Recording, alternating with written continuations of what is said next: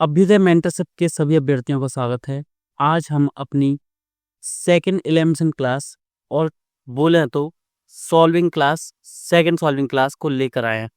इसमें अब आपको क्या करना है, आपको 2011 का पेपर प्रिंटेड फॉर्म में अपने पास रखना है और जैसे मैं सॉल्व कराते जा रहा हूँ, जो लिखते जा रहा हूँ, उसको समझकर तुरंत आपको उसको नोट डाउन भी करना है।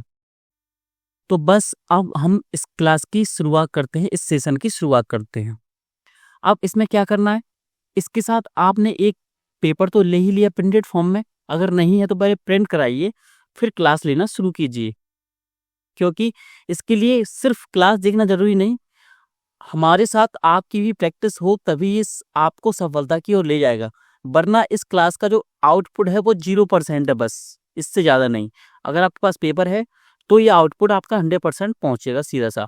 इसी के साथ आपको एक ब्लैंक पेज रखना है, जिसमें अगर मैं कुछ चीज़ें नोट डाउन कराता हूँ बीच में तो उसको नोट डाउन करते जाना है और कुछ थीम्स बताते जाऊँगा कि मैं आपको बताऊँगा कि इससे क्वेश्चन आ चुका है और दोबारा आने की फिर संभावना है, तो मैं उसको आप क्या लिखवाता जाऊँगा साथ में। तो चलिए शुरुआत करते हैं सीधा सा आपने फर्स्ट क्वेश्चन से। आपका फर्स्ट क्वेश्चन है ये, देखिए जैसे कि मैंने आपको टेक्निक्स वगैरह लिखवाई दी हैं, आपकी थोड़ी बहुत नॉलेज हो चुकी है टेक्निक्स की और क्वेश्चन को कैसे सॉल्व करते हैं बेसिक। क्वेश्चन क्या लिखा है, किंदी वर्ष 2011-12 में जैव मूल एस्फाल्ट, बायो एस्फाल्ट एवं मूल सीमा शुल्क की पूरी छूट प्रदान की गई, इस पदार्थ का क्या महत्व है। ये हमारे मतलब का नहीं है, सिर्फ इतना पूछा इस पदार्थ का महत्व क्या है। पारंपरिक एस्फाल्ट के विपरीत बायो एस्फाल्ट जीवाश्म ईंधनों पर आधारित नहीं होता। सेकंड, बायो एस्फाल्ट अनवीकरणीय नॉन रिन्यूएबल साधनों से निर्मित हो सकता है। बायो एस्फाल्ट जैव अपशिष्ट पदार्थों से निर्मित हो सकता है। क्या आपको यहाँ अलग वर्डिंग लगी?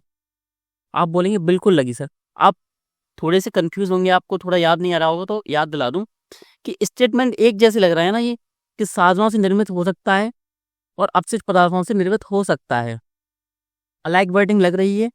तो आपको पता होगा कि इन दोनों में से एक सही होगा, एक गलत होगा, दोनों साथ में सही नहीं होंगे, दोनों साथ में गलत नहीं होंगे। यानी इनमें से एक तो सही होगा, एक गलत होगा, ये मुझे पता है। तो मैं सीधा से क्या हिसाब लगाऊंगा कि 2 और 3 साथ में नहीं आ सकते। देखिए ये हैं साथ में, तो ये नहीं आ सकते। अब आपको ब्लैंक पेज में नोट डाउन क्या करना है, जब भी हम किसी चीज को एलिमिनेट कर देते हैं तो अगर हमें कंफ्यूजन है, हमको पता नहीं है आंसर एग्जैक्ट, तो हम क्या करते हैं, हम ज्यादा के साथ जाते हैं, कि ज्यादा स्टेटमेंट्स के साथ। तो इसमें ज्यादा क्या है, 1 3 4 2 4। इसमें भी एक चीज समझने की है, वो ये है कि हम इसके साथ चले गए, ठीक है ये आंसर हमारा आ गया, लेकिन समझने की चीज ये है कि पहला वाला जो पॉइंट है वो एक्सट्रीम नहीं होना चाहिए, या उसमें एक्सट्रीम वर्ड नहीं आना चाहिए।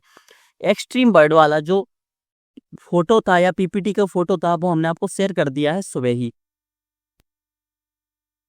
तो ये आपका सही है। तो इसमें क्या नहीं है, कोई भी एक्सट्रीम वर्ड इसमें है नहीं, सीधा सा बोला है इसने, सीधी सी लाइन दी है बस। तो हम इसके साथ जाएंगे बी के साथ।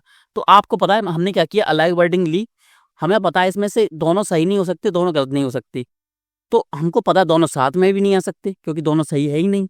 तो ये गलत किया, ये गलत किया, बच्चे जो हम इनमें ज्यादा के साथ गए और पहला स्टेटमेंट हमने देखा कि ज्यादा एक्सट्रीम है ही नहीं, तो इसको हमने क्या मान लिया, राइट मान लिया। ये है हमारी क्या, कि एलिमिनेशन टेक्निक्स कैसे काम करती हैं, या अगर हमें नॉलेज ना भी होती। और देखिए ऐसे question science and tech environment के क्वेश्चन होते हैं, इनमें हमें नॉलेज नहीं होती है रियल में। आप एनवायरनमेंट के लिए और साइंस एंड टेक के लिए कितना भी पढ़ लीजिए, अगर क्वेश्चन उसको ऐसे बनाना हुआ कि वो आपके समझ में ना आए तो नहीं आएगा। लेकिन ये विश्वास है कि उसमें 80% चांसेस हैं कि उसमें एलिमिनेशन टेक्निक्स काम करती हैं, यानी 80% क्वेश्चन में, यानी अगर 10 क्वेश्चन आ रहे हैं तो 8 क्वेश्चन में एलिमिनेशन टेक्निक्स काम करती है, या और कम मान के चलो 7 में तो करती ही है। 7 क्वेश्चन का मतलब सीरियस मतलब होता है, अगर हमने 7 क्वेश्चन सही किए, 10 सॉल्व किए, 3 गलत हो गए, 7 सही हो गए, तो एक क्वेश्चन हो गया क्योंकि नेगेटिव मार्किंग है, यानी 6 क्वेश्चन। 6 क्वेश्चन, ये 6 प्रश्न वो हैं जो आपको बिल्कुल नहीं आते थे। सीधा सा मार्जिन कितने का मिला, 12 अंक का, कि यानी 12 अंक का आपको सीधा सा फायदा कि जो आपको नॉलेज में नहीं थे फिर भी आपके सही हो गए। और फर्स्ट क्वेश्चन ये हो गया। अब सेकंड क्वेश्चन देखते हैं हम, जैसे इसमें हमने देखा कि लिखा क्या है, क्वेश्चन क्या पूछा है, 3 गैसों का नाम लिखा है, लिखा क्या है, उत्सर्जनीय ऊष्मीय शक्ति संयंत्रों में कोयला दहन से उत्सर्जित होता है। एज इट इज इसी थीम, इसी पैटर्न को लेके क्वेश्चन कब पूछा गया, 2024 में पूछा गया क्या, कि ज्वालामुखी जब उत्सर्जन होता है, ज्वालामुखी जब उद्गार होता है ज्वालामुखी का, तो उसमें से कौन कौन सी गैस निकलती हैं। तो मैंने आपको बताया था कभी गैस को चैलेंज नहीं करना चाहिए। मैंने क्या बोला कि अगर कोई बड़ी गतिविधि हो रही है तो हो सकता है 0.3% या 3 mm की भी गैस निकल गई तो वो स्टेटमेंट सही हो गया ना।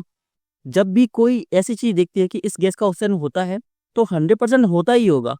हो सकता है हमको ना पता हो, लेकिन संभावना तो रहती है। सीधा सा अगर आपको एग्जांपल देता हूँ, आप एक लकड़ी को जलाओ, अब उसमें से कोई बोले कि इसमें से ऑर्गन निकल रही है, मान लेना है, नॉलेज नहीं है ना, तो मान लेना है कि निकलती होगी, कोई ज्यादा बड़ी बात नहीं। इसमें CFC निकलती होगी, बिल्कुल निकलती होगी, CO2 तो निकलती ही होगी, मीथेन हो रही होगी अगर लकड़ी में कुछ ऐसा कण वगैरह हो जो मीथेन उत्सर्जन करते हो। तो वही बात हम ज्यादा के साथ जाएंगे, क्यों, गैसों को कभी भी चैलेंज नहीं करते, डोंट चैलेंज, सीधा सा। 1 और 3, 1 2 3 तीनों सही हो गए। अब आएंगे हम थर्ड क्वेश्चन पे। दूरसंचार प्रसारण हेतु प्रयुक्त उपग्रहों को भू अप्रगामी कक्षा में रखा जाता है। एक उपग्रह ऐसी कक्षा में तब होता है। अब देखिए एक पॉइंट मुझे याद आया कि जब भी आप क्वेश्चन सॉल्व करेंगे साथ में इंग्लिश वाला भी क्वेश्चन आप पढ़ा करेंगे। अभी मैं क्यों नहीं दिखा रहा, क्योंकि आपको अभी यहाँ से ही क्वेश्चन सॉल्व हो रहा है। जब भी आपको लगे कि क्वेश्चन में कोई भी ट्रिक नहीं मिल रही है, क्वेश्चन में एलिमिनेशन मेथड नहीं लग रहा है, तो हल्की हल्की देखना है, इंग्लिश वाला भी आपको क्वेश्चन देखना है। हो सकता है अगर 10 क्वेश्चन आपसे सॉल्व ना हो रहे हो हिंदी मीडियम में, तो 3 से 4 क्वेश्चन ऐसे हो जो इंग्लिश वाला क्वेश्चन देखकर आपको आपसे सॉल्व हो जाए सीधा सा। कक्षा भूतुल्यकालिक होती है, हमें नहीं पता। कक्षा वृत्ताकार होती है, हमें नहीं पता। कक्षा पृथ्वी की भूमध्य रेखा के समतल होती है, हमें नहीं पता। कक्षा 22,236 किलोमीटर की तुंगता पर होती है। यूनिट फिगर आए तो ज्यादातर संभावना क्या होती है, 90% गलत होने की। मुझे नहीं पता, अगर मुझे क्वेश्चन सॉल्व करना होगा तो मैं इसको गलत मानूंगा, क्योंकि मुझे सर ने बताया था कि यूनिट ऑफ फिगर आती है तो ये गलत होता है सीधा सा। तो फोर्थ वाला अगर हमने गलत किया सीधा सा, तो फोर्थ सीधा सा हमारा आंसर आता है ए निकल के, सीधा सा। और अगर हम आंसर की में भी मैच करें तो एज इट इज मैच होता है कि आंसर इसका ए ही है। अगर आपको थोड़ा भी कंफ्यूजन है, आप गूगल से भी डाउनलोड कर सकते हैं, आपको कई जगह मिल जाएगी, आप खुद आंसर की से चेक करें। क्योंकि मैं खुद जब एलिमिनेशन टेक्निक्स काम या आपकी क्लास बना रहा था तब भी मैं खुद यूज कर रहा था, कौन सी ऑफिशियल वेबसाइट से, उनकी UPSC से उनकी आंसर की को निकाल के। अब हाल ही के वर्षों में भारत निरंतर और उच्च खाद्यस्फीति से गुजरा है, यानी महंगाई से गुजरा है। पेपर कब का है, 2011 का। इसी चीजों की वजह से जो आपकी गवर्नमेंट थी पहली वाली, जो कांग्रेस वाली यूपी गवर्नमेंट थी, वो इसी चीजों से गिरी थी, क्योंकि मुद्रास्फीति बहुत ज्यादा बढ़ रही थी, सरकार रोक ही नहीं पा रही थी सीधा सीधा सा। तो ठीक है, हम अपने क्वेश्चन पर आते हैं। उत्तरोत्तर वाणिज्यिक फसलों की खेती में प्रयुक्त होने के कारण खाद्यान्नों का कृषि क्षेत्र विगत 5 वर्षों में लगातार घटते हुए, मैंने क्या बोला था, कभी भी कोई चीज लगातार बढ़ती नहीं है ना लगातार घटती है। तो आपका ये क्या है, ज्यादातर गलत होने की आपकी संभावना हो जाती है सीधा सा। अब क्या ये गलत मान सकते हैं, बिल्कुल मान सकते हैं, क्योंकि है ही गलत ये, क्योंकि हर चीज।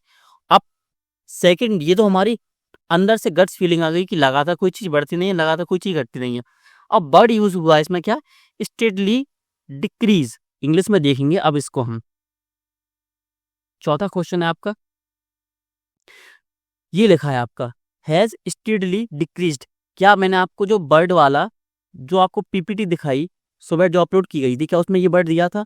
आप बोलेंगे सर दिया था एक्सट्रीम बर्ड में। तो एक्सट्रीम बर्ड जहां भी दिखे उसको क्या करना है, हमको एलिमिनेट करना है। स्टार्टिंग क्वेश्चंस मैं आराम से लूंगा, हो सकता है इसके बाद मैं अपनी स्पीड बढ़ा दूं। तो आपको क्या करना है, इंगेज रहना है क्लास के साथ, कि कोई भी पॉइंट छूट ना जाए। अगर कोई पॉइंट छूटता है, कोई क्वेश्चन समझ में नहीं आता, तो आपको वीडियो को दोबारा देखना है सीधा सा। मैं इसको गलत करूंगा तो सीधा सा मेरा गलत हो जाता है, कौन सा, A, C और D। आंसर सीधा से क्या आता है मेरा, B। आप खुद चेक कर सकते हैं कि सीधा सा आपका आंसर क्या है। अब क्या ये बिल्कुल नॉर्मल स्टेटमेंट है, क्या सिंपल स्टेटमेंट है? तो बिल्कुल सिंपल स्टेटमेंट है बस। अब हम नेक्स्ट क्वेश्चन देखते हैं सीधा सा अपना। अब कौन सा क्वेश्चन हमारा, 5वां। वर्तमान में वैज्ञानिक किसी गुणसूत्र में जीन इकाइयों का विन्यास तथा उनकी सापेक्षिक स्थिति डीएनए अनुक्रमों को निर्धारित कर सकते हैं। यह ज्ञान हमारे किस प्रकार उपयोगी है? उसकी मदद से पशुधन की वंशावली जानी जा सकती है। कैन आ गया, सकता है, सकती है, यानी पॉसिबिलिटी बताता है कि ये हो सकता है, तो सकती है। हमको मान लेना है कि अगर हमको नहीं पता क्वेश्चन तो हमको मान लेना है कि हाँ पॉसिबिलिटी तो रहती है। मैंने क्या होता, पॉसिबिलिटी दुनिया में हर चीज की है, सीधा सा। सेकंड है स्टेटमेंट, उसकी मदद से सभी मानव रोगों के कारण ज्ञात हो सकते हैं।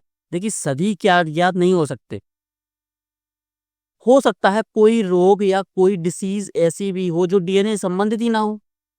सीधा सा अगर मुझे चोट लग गई, चोट में कोई इन्फेक्शन फैल गया और मुझे कोई डिसीज हो गई, तो वो क्या डीएनए संबंधित है? नहीं है। तो क्या अगर हम डीएनए रिलेटेड कोई भी गुणसूत्र में कुछ भी अगर हम क्या कर लेंगे, स्टडी कर लेंगे, तो क्या सभी का ज्ञात हो जाएगा? हमको नहीं होगा। तो क्या ये एक्सट्रीम है? और सीधा सा देखिए समझाने के लिए तो मैंने आपको बता दिया, आपको उदाहरण भी दे दिया। नाम से भी तो है कि इसमें लिखा है ऑल, और ऑल वर्ड जहां पर आता है तो एक्सट्रीमिस्ट उसको क्या प्रेजेंट करता है, एक्सट्रीम एक्सट्रीम सिचुएशन को। तो ऑल दिया था, ऑल कहाँ लिखा है? सभी। तो इतना तो आप समझ जाएंगे ना, इतनी तो आपको इंग्लिश आती ही होगी सीधा सा। अगर आपको देखना है तो ये लिखा है ऑल ह्यूमन डिसीज, तो क्या एक्सट्रीम है। अब मैं सेकंड को एलिमिनेट करूंगा, सेकंड को कर दिया मैंने, सीधा सा आपका आंसर आता है क्या? सी आंसर आ जाता है आपका सीधा सा। आपको ज्यादा कुछ करना है ही नहीं इसमें कि एक्सट्रीम वर्ड को हटाओ, एलिमिनेशन मेथड लगाओ, सीधा सा आपका क्या आंसर आएगा। अब आर्थिक क्रियाकलापों के संदर्भ में राष्ट्रमंडल खेलों को देखने के लिए विदेशी नागरिकों का भारत में आगमन क्या था? उत्पादन था? नहीं था। अगर इसको हम एलिमिनेट करें, अगर हमारी इकोनॉमी की नॉलेज हो हमको, ये क्वेश्चन आंख बंद करके नहीं हो सकता। जैसे ही मैंने आपको अभी बताया कि एलिमिनेट कर दो, ये हो जाएगा। इसमें थोड़ी सी नॉलेज चाहिए हमको। उपभोक्ता, उपभोग भी नहीं था। क्या हम किस चीज का आयात कर रहे थे? निर्यात हम किस चीज का कर रहे थे? हम टिकट बेच रहे थे बाहर, बाहर के देशों को, बाहर के देश में रहने वाले व्यक्तियों को। तो क्या निर्यात था? हो सकता है ये क्वेश्चन आपका गलत ही हो सकता है, सही वो हो सकता है। संभावना इसकी क्या है? 60% सही होने की है, अगर आपको थोड़ी बहुत भी इकोनॉमी की नॉलेज है तो। 7वें क्वेश्चन पे आते हैं। सीधा सा लिखा है सूक्ष्म जैविक ईंधन कोशिकाएं, माइक्रोबियल फ्यूल, यानी कोई जैविक रिलेटेड है ये। ऊर्जा का धारणीय स्रोत समझी जाती है, क्यों? ये जीवित जीवों को उत्प्रेरक के रूप में प्रयुक्त कर कुछ सबस्ट्रेटों से विद्युतीय उत्पादन कर सकती हैं। पॉसिबिलिटी लग रही है कि हाँ कुछ हो सकता है। ये विविध प्रकार के अजैव पदार्थ सबस्ट्रेट के रूप में प्रयुक्त करती हैं। दोनों टर्मिनोलॉजी एक दूसरे के अपोजिट नहीं लग रही है आपको। इसने बोला जीवित जीवों को उत्प्रेरक के रूप में कर सकती है, किसमें? सबस्ट्रेटों के रूप में। और ये क्या बोल रहा है? ये विविध प्रकार के अजैव पदार्थों से सबस्ट्रेट के रूप में प्रयुक्त करती है। तो दोनों एक दूसरे के अपोजिट हैं। तो मेरी समझ में आ गया कि दोनों स्टेटमेंट अगर एक दूसरे के अपोजिट हैं तो दोनों साथ में नहीं आ सकते, तो साथ में ये नहीं आए। अब मुझे ये तो नहीं पता ना कि पहला सही है या दूसरा सही है। अगर मैं आराम से इसको पढ़ने की कोशिश करूं तो माइक्रोबियल का सीधा संबंध ही किससे रिलेटेड है?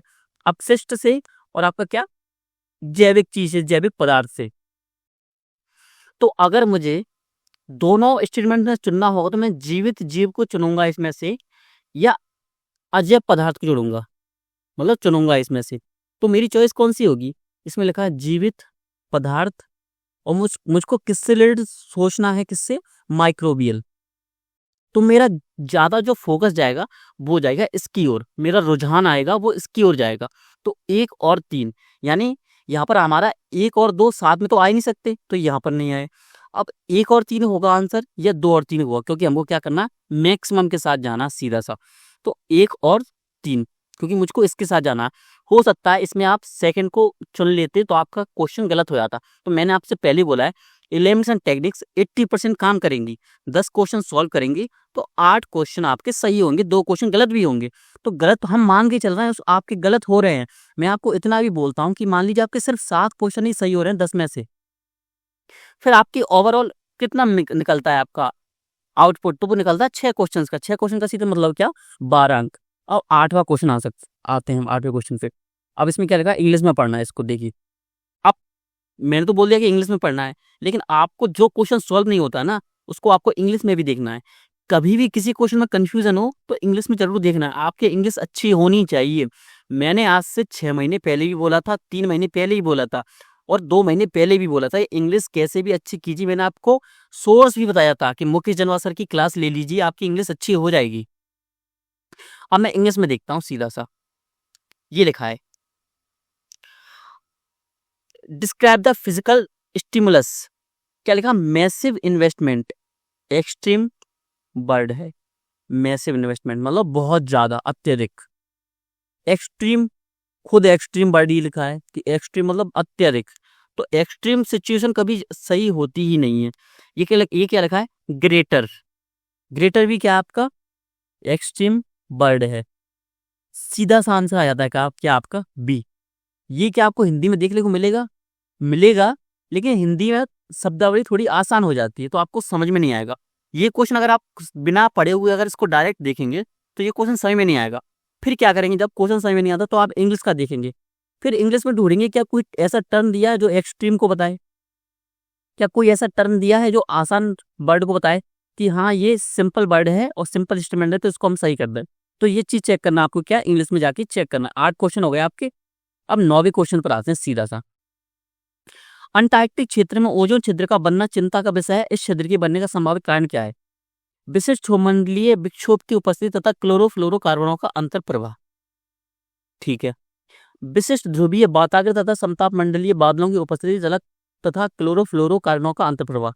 एक जैसा लग रहा है थोड़ा सा। ध्रुवीय वाताग्र तथा समताप मंडलीय बादलों की अनुपस्थिति तथा मीथेन और क्लोरोफ्लोरोकार्बनों का अंतर प्रवाह। ये दोनों आपको अलग वर्डिंग नहीं दिख रही क्या? एक जैसी बिल्कुल, कि सिर्फ यहाँ पर क्या आ गया? विशिष्ट आ गया, इसमें मेथेन इसमें एक्स्ट्रा जोड़ दिया, इसमें हटा दिया। तो एज इट इज क्वेश्चन वही है, सॉरी स्टेटमेंट वही है।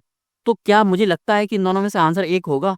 लगता क्या होगा ही, क्योंकि यूपीएससी का मैंने आपको पहले ही मेथड बताया है कि होता क्या, मेथड है क्या उसका यूपीएससी का। उसका मेथड है कि वो अलग वर्डिंग में से एक आंसर देता है कि उसमें से एक सही है एक गलत है। अब मुझको इसमें से चुनना क्या है? मुझे इसमें से चुनना क्या है? चॉइस मेरी क्या होनी चाहिए कि मैं क्लोरोफ्लोरोकार्बन के साथ जाऊं या मीथेन को भी इसमें जोड़ूं। तो मैं जाऊंगा किसके साथ? सीएफसी के साथ जाऊंगा, कि सीएफसी ज्यादा क्यों होती, किस में होती है? ओजोन छिद्र में होती है। तो मेरा क्या सेकंड आंसर आ गया। क्या आप सी को चुन सकते थे? हाँ, अगर आप इलिमिनेट यहाँ से नहीं कर पाते तो हो सकता था आपका आंसर गलत हो जाता, लेकिन मैंने आपको जो ट्रिक्स बताई हैं तो 50% तो मैंने आपका काम करके दे दिया ना पूरा। अब 50% में से संभावना किसकी ज्यादा है? एक जो स्टूडेंट है उसको क्या है संभावना, उसकी क्या है? उसको 4 ऑप्शंस में से चुनना है कोई भी आंसर जो उसको पता नहीं है, और आपको मैंने क्या करके दे दिया कि आप इन दोनों में से बता दो इसका आंसर क्या है। तो संभावना किसके ज्यादा सही होने की है? आपके आंसर के सही होने की ज्यादा संभावना है। और देखिए एलिमिनेशन करते समय एक चीज ध्यान रखिए, कभी भी मन में डाउट नहीं आना चाहिए कि ये आंसर सही होगा या गलत होगा। अगर ये डाउट आ रहा है, प्रैक्टिस कीजिए अच्छे से। ये डाउट मिली सेकंड के लिए भी आना नहीं चाहिए। क्यों नहीं आना चाहिए? 2 या 3 स्टूडेंट्स थे जो लास्ट ईयर उन्होंने क्या बोला कि सर हम टेस्ट दे रहे थे तो बहुत अच्छे टेस्ट जा रहे थे, लेकिन जैसे ही हम एग्जाम हॉल में बैठे हमारे मन में एक ही सवाल, क्या मैं ये जो ट्रिक लगा रहा हूँ क्या ये सही आंसर निकलेगा या गलत तो नहीं हो जाएगा? यही सोचने में उन्होंने एक एक क्वेश्चन में 2 या 3 मिनट लगा दिए। हुआ क्या? सिर्फ 70 क्वेश्चन अटेम्प्ट कर पाए। जो स्टूडेंट्स 1.5 घंटे में पूरा पेपर कर देते थे, कौन सा पेपर? वो भी पीवाईक्यू का और टेस्ट भी दोनों, लेकिन उन्होंने वहां नहीं कर पाया। क्यों नहीं कर पाया? Self doubt. तो सेल्फ डाउट की नाम की चीज होनी ही नहीं चाहिए। क्यों नहीं होनी चाहिए? क्योंकि हम आपको प्रूफ दे रहे हैं ना डायरेक्ट कि आपका क्वेश्चन सॉल्व करवा रहे हैं यूपीएससी के, ना किसी टेस्ट के। तो आपको हम क्या करवा रहे हैं? यूपीएससी के क्वेश्चन पेपर सॉल्व करवा रहे हैं, वो भी क्वेश्चन नंबर 1 से लेकर 100 तक। मैं आपको ये भी बता रहा हूँ साथ में कि हाँ देखिए ये गलत हो सकता है, ये सही हो सकता है। तब भी मैंने आपको प्रोबेबिलिटी क्या बताई कि 10 में से 7 क्वेश्चन तो आपके बिल्कुल राइट होंगे। तो आपको विश्वास करके चलना है मुझ पर भी, और खुद पर भी 100% कॉन्फिडेंस होना चाहिए। तो मैं किसके साथ जाऊंगा? क्लोरोफ्लोरोकार्बन के साथ जाऊंगा, क्योंकि इसका जो अलग वर्डिंग है वो यहाँ से भी मिल रही है। अब यहाँ से अगर मैं अलग वर्डिंग मिलाऊं तो अलग वर्डिंग दोनों की यहाँ पर मैच हो रही है, और ये वाली अलग वर्डिंग इससे मैच हो रही है। तो दोनों की अलग वर्डिंग जो सेम कहाँ मिल रहा है हमको? सेम मिल रहा है बी में।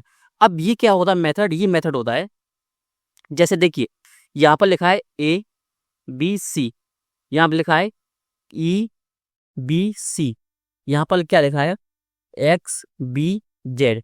तो आपको तीनों में जो तीन लिखा है, ये बी लिखा है, बी सी डी लिखा है, तो तीनों में एक चीज देखने को मिल रही है, वो क्या मिल रही है, बी देखने को मिल रही है। तो आप किसके साथ जाओगे, तो बी के साथ जाओगे आप।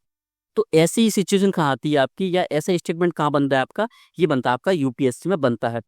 कि कभी कभी क्या होता है, दो अलग वर्डिंग या तीन अलग वर्डिंग होती है, कि दोनों का मैच होता है एक ही में, कि इसकी कुछ चीज इसमें होगी और इसकी कोई दूसरी चीज इसमें होगी, सीधा सा। अब अलग वर्डिंग यहाँ पर क्यों मैच नहीं हो रही थी, यहाँ पर लिखा था ध्रुवीय बाताग्र और यहाँ क्या लिखा था क्षोभ मंडली विक्षोभ। तो ये मैच नहीं हो रही थी पूरी, यहाँ की इतनी मैच हो गई थी, लेकिन ये मैच नहीं हो रही थी, लेकिन यहाँ पर इतनी ये वाली मैचिंग हो रही थी। तो ये क्या होगा, बी वाला आपका आंसर आएगा। तो आपका आंसर ऐसे सही निकल सकता था, एग्जैक्ट। आप निम्नलिखित कार्यवाहियों पर विचार करें जो सरकार द्वारा किए जा सकते हैं। किसके लिए, चालू खाते को घटाने में सहायक साबित हो सकते हैं। सीधा सा आसान क्वेश्चन है, क्यों, जिन्होंने इकोनॉमी पढ़ा है, मुझसे पढ़ा है या किसी भी टीचर से पढ़ा है, इकोनॉमी समझ में नहीं आती तो आपकी क्लास डली हुई यूपीएससी हिंदी वॉरियर्स पर, आप खुद उसको फॉलो कर सकते हैं सीधा सा। घरेलू मुद्रा को अवमूल्यन करेंगे, मैंने आपको कितनी आसान भाषा में समझाया था। अगर मैं ये करूंगा तो मेरा एक्सपोर्ट बढ़ेगा ना। अब मैं ज्यादा कॉन्सेप्ट में अंदर नहीं जाऊंगा, नहीं पता है तो क्लास लीजिए, कौन सी वाली, जो रुपए की परिवर्तनीयता वाला जो टॉपिक था उसकी क्लास ले लीजिए, एग्जैक्ट आपको पूरी नॉलेज यहाँ पर हो जाएगी। तो क्या है, ये सही है, मुझे पता है। अब इसमें ट्रिक क्या लगी वो मैं आपको लास्ट में बताऊंगा। निर्यातों को मिलने वाली आर्थिक सहायता में कटौती। मान लीजिए सरकार एक्सपोर्ट में सब्सिडी दे रही है, तो सब्सिडी से होगा क्या, सब्सिडी देने से हमेशा क्या पड़ता है, एक्सपोर्ट बढ़ता है, क्योंकि हमको फायदा होता है। मान लीजिए मैं एक पब्लिक हूँ, मेरी एक फैक्ट्री है, ये सरकार है। सरकार क्या करती है, मुझे सब्सिडी दे रही है कि मैं 20 रुपये तुम्हें एक्स्ट्रा दूंगा, तुम तो एक्सपोर्ट करते रहो। अगर उसने ये सब्सिडी वापस ले ली तो मुझे घाटा भी हो सकता है, तो घाटा हुआ तो मेरा एक्सपोर्ट कम होगा। और ये क्या बोल रहा है, मुझे चालू खाता घाटा क्या करना है, कम करना है, घटाना है। तो इससे तो और बढ़ेगा ना, अगर मैं ये चीज कर दूंगा, तो ये आपका गलत हो जाएगा, 3 आपका सही हो जाएगा। तो क्या आपका आंसर आ गया, डी आ गया। क्योंकि देखिए सिर्फ एलिमिनेशन टेक्निक्स काम नहीं करेंगी, नॉलेज भी काम करेगी। नॉलेज बहुत जरूरी है। मैंने क्या बोला, आपका जो प्राइमरी सोर्स है वो क्या है, नॉलेज। ये तो मैं आपको जो ट्रिक्स बता रहा हूँ ये क्या है, आपका सेकेंडरी जो शस्त्र होता है ना, अस्त्र शस्त्र रामबाण होता है, वो सेकंड है ये। पहला रामबाण तो आपका क्या है, खुद की नॉलेज। 73वां संशोधन अधिनियम 1992, पंचायती राज वाला, जिला योजना समितियों का गठन करने की, राज्य निर्वाचन आयोग द्वारा सभी पंचायतों का चुनाव करने की, राज्य वित्त आयोग की स्थापना करने की, क्या तीनों दिया था। नॉलेज होगी तो आपको पता सही है, नई भी नॉलेज है तो आपको इतना मान के चलना है कि पंचायती राज में थोड़ा बहुत तो आपने पढ़ा ही होगा। तो आपकी क्या है, पॉसिबिलिटी ज्यादा के साथ होती है हमेशा। तो आपका सीधा सा आंसर क्या आ जाएगा, ये दो महत्वपूर्ण नदियां। ये क्या था आपका, ये था आपका नॉलेज बेस्ड। आपका सीधा सा आंसर क्या था, भीतर करने का, कौन सी, ब्राह्मणी और बैतरणी। इसमें दो नदियों का नाम पूछा है ना, बताया, इसने नाम नहीं लिया, लेकिन अपन को पता है कि बैतरणी नदी है और ब्राह्मणी है। भीतरकनिका में, किसमें है ये, केंद्रपाड़ा जिले में पड़ता है ये, कहाँ पर, उड़ीसा के पास में। ये तो पता है ना आपको। तो देखिए अब आपको क्या करना है, भीतरकनिका को पढ़ना है अच्छे से, चांदीपुर को पढ़ना है, गोपालपुर को और सिमलीपाल को। अब मैं आपको एक चीज बताऊं, आपको भी पता होगा, चांदीपुर पूछ लिया गया है, सिमलीपाल भी पूछ लिया गया है, गोपालपुर नहीं पूछा। तो तीनों को अच्छे करना है, क्यों, अब ऐसा नहीं कि दोनों को पूछ लिया गया तो गोपालपुर ही पूछेगा। पीवाईक्यू कभी कभी क्या होता है, 3 से 5 बार भी रिपीट होते हैं, इससे ज्यादा बार भी, मतलब ये तो मैं एग्जांपल दे रहा हूँ। तो हो सकता है चांदीपुर से दोबारा क्वेश्चन पूछ ले। तो चारों का नाम लिखिए, जो ब्लैंक पेज मैंने आपको बताया था उसमें लिख लीजिए। अब मैं आपको ये भी बताता जा रहा हूँ कि कहाँ नॉलेज काम आ रही है, कहाँ एलिमिनेशन टेक्निक्स। क्योंकि देखिए एलिमिनेशन टेक्निक्स तभी काम करती है जब आप 100 क्वेश्चन में से मिनिमम 30 या 35 प्लस क्वेश्चन आपके क्या होना चाहिए, नॉलेज बेस्ड। अगर मान लीजिए 35 क्वेश्चन अगर आपके नॉलेज बेस्ड सही हो गए, फिर मैं गारंटी देता हूँ कि आपका एग्जाम आसानी से निकल जाएगा। लेकिन आपके 35 क्वेश्चन भी नहीं हो रहे तो फिर ये दिक्कत वाली बात हो जाती है कि अगर 35 क्वेश्चन नहीं कर पा रहे हैं आप 100 में से, तो मतलब आपको नॉलेज कम है, या आपने प्रैक्टिस कम की, या आपने कुछ गड़बड़ी की है पहले से। अब ये क्या है, आधार प्रवाह। इकोनॉमी का सीधा सा फैक्ट है, कोई ज्यादा पढ़ने की चीज है नहीं, सीधा सा आपको पता है सी। इससे आज ज्यादा क्वेश्चन जो आसान है, जो इजी क्वेश्चन है, वो कभी आ ही नहीं सकता। ये क्वेश्चन है जनसांख्यिकीय लाभांश या डेमोग्राफिक डिविडेंड। ये टॉपिक मैंने आपको पढ़ाया है अच्छे से, आपको बताया था मैंने 15 से 60 या 15 से 64, या यहाँ पर 59 भी लिखा होता तो ये भी सही होता। यहाँ पर 65 से अधिक, ये तो क्या है आपकी, मैंने क्या बताया था, निर्भर जनसंख्या में आती है। डेमोग्राफिक डिविडेंड किसके नाम पर आता है, युवा पीढ़ी की। युवा पीढ़ी है कौन है, जो 15 से 64 के बीच में आती है। तो आपका सीधा सा रहेगा क्या आएगा, बी। अब कार्बन क्रेडिट के संबंध में निम्नलिखित में से कौन सा कथन सही नहीं है। कार्बन क्रेडिट प्रणाली क्योटो प्रोटोकॉल के सहयोग में संपुष्ट की गई थी, पता नहीं। कार्बन क्रेडिट उन देशों या समूहों को प्रदत्त की जाती है जो ग्रीन हाउस गैसों का उत्सर्जन घटाकर उससे उत्सर्जन अभ्यंश के नीचे ला चुके होते हैं, पता नहीं। कार्बन क्रेडिट का लक्ष्य कार्बन डाइऑक्साइड उत्सर्जन में हो रही वृद्धि पर अंकुश लगाना है, ये भी है, ये तो है, ये हमको पता है। कार्बन क्रेडिट का क्रय विक्रय संयुक्त राष्ट्र पर्यावरण कार्यक्रम यूनेप द्वारा समय समय पर नियत मूल्यों के आधार पर किया जाता है। मैंने क्या बोला कि अगर पेरेंटल ऑर्गेनाइजेशन आती है, पेरेंटल ऑर्गेनाइजेशन यानी कि ये कार्य ये करता है, ये कार्य WTO करता है, ये कार्य IMF करता है, ये रिपोर्ट WTO निकालता है, ये रिपोर्ट वर्ल्ड बैंक निकालता है, तो ज्यादा संभावना होगी वो गलत होने की। तो सिंपल सा पहला स्टेटमेंट हमको ये पता था, क्योंकि देखिए थोड़ा बहुत हमने पढ़ा, क्योंकि क्योटो प्रोटोकॉल के तहत ही क्या आया था आपका, कार्बन क्रेडिट प्रणाली। और क्योटो प्रोटोकॉल कहाँ से आया था, ये हम एनवायरमेंट में पढ़ेंगे, चाहे एनवायरमेंट हम पढ़ेंगे। तो ये पेरेंटल ऑर्गेनाइजेशन आ गई, तो ये क्या है, गलत होने की संभावना। उसने क्या पूछा, गलत ही पूछा था, तो आंसर क्या आ जाएगा हमारा, डी। अब वैल्यू एडेड टैक्स क्या होता है, दोनों स्टेटमेंट आप देखेंगे तो दोनों आपको क्या लगेंगे, अलाइक वर्डिंग लगेंगे। इसमें ट्रिक भी लग रही है ना, ट्रिक लग रही है कि अलाइक वर्डिंग से लग रहा है कि दोनों स्टेटमेंट देखने में सामान्य से लग रहे हैं, विशेषता नहीं है। इसने क्या बोला, वैल्यू एडेड टैक्स की विशेषता नहीं है। वैल्यू एडेड टैक्स क्या होता है, जो कि GST से पहले लगता था। अब वैल्यू एडेड टैक्स मैंने आपको पढ़ाया है, कैसे पढ़ाया, इकोनॉमी में। होता क्या था कि एक ही सामान पर बार बार पैसा लगता था।